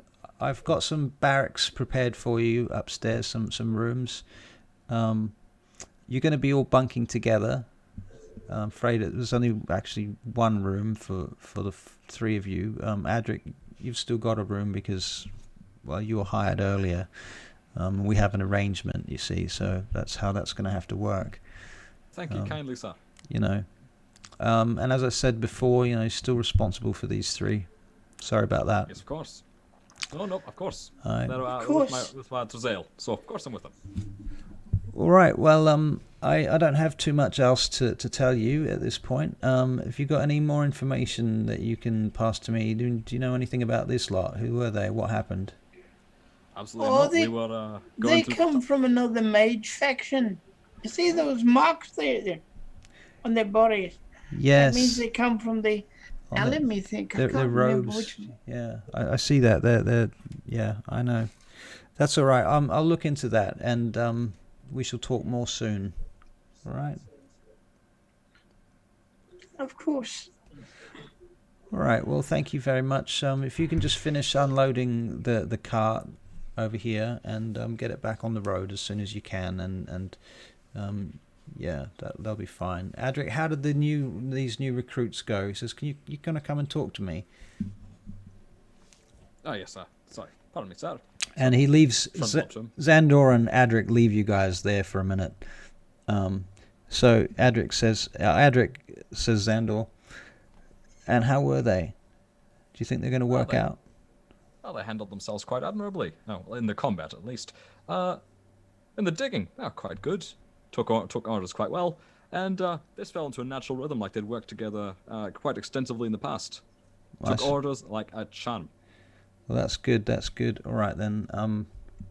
Just keep an eye on them, and we'll continue the way we're going, and hopefully things will work out. I don't see why they wouldn't, sir. Yeah. All right, then. Well, thank you again. And out of game, I think it's probably time to wind this up. I think that's the end of tonight's session. Unless anybody has the anything. natural point. Yeah. Does anyone have any pressing issues, questions, or anything? Any questions from the audience? If you want to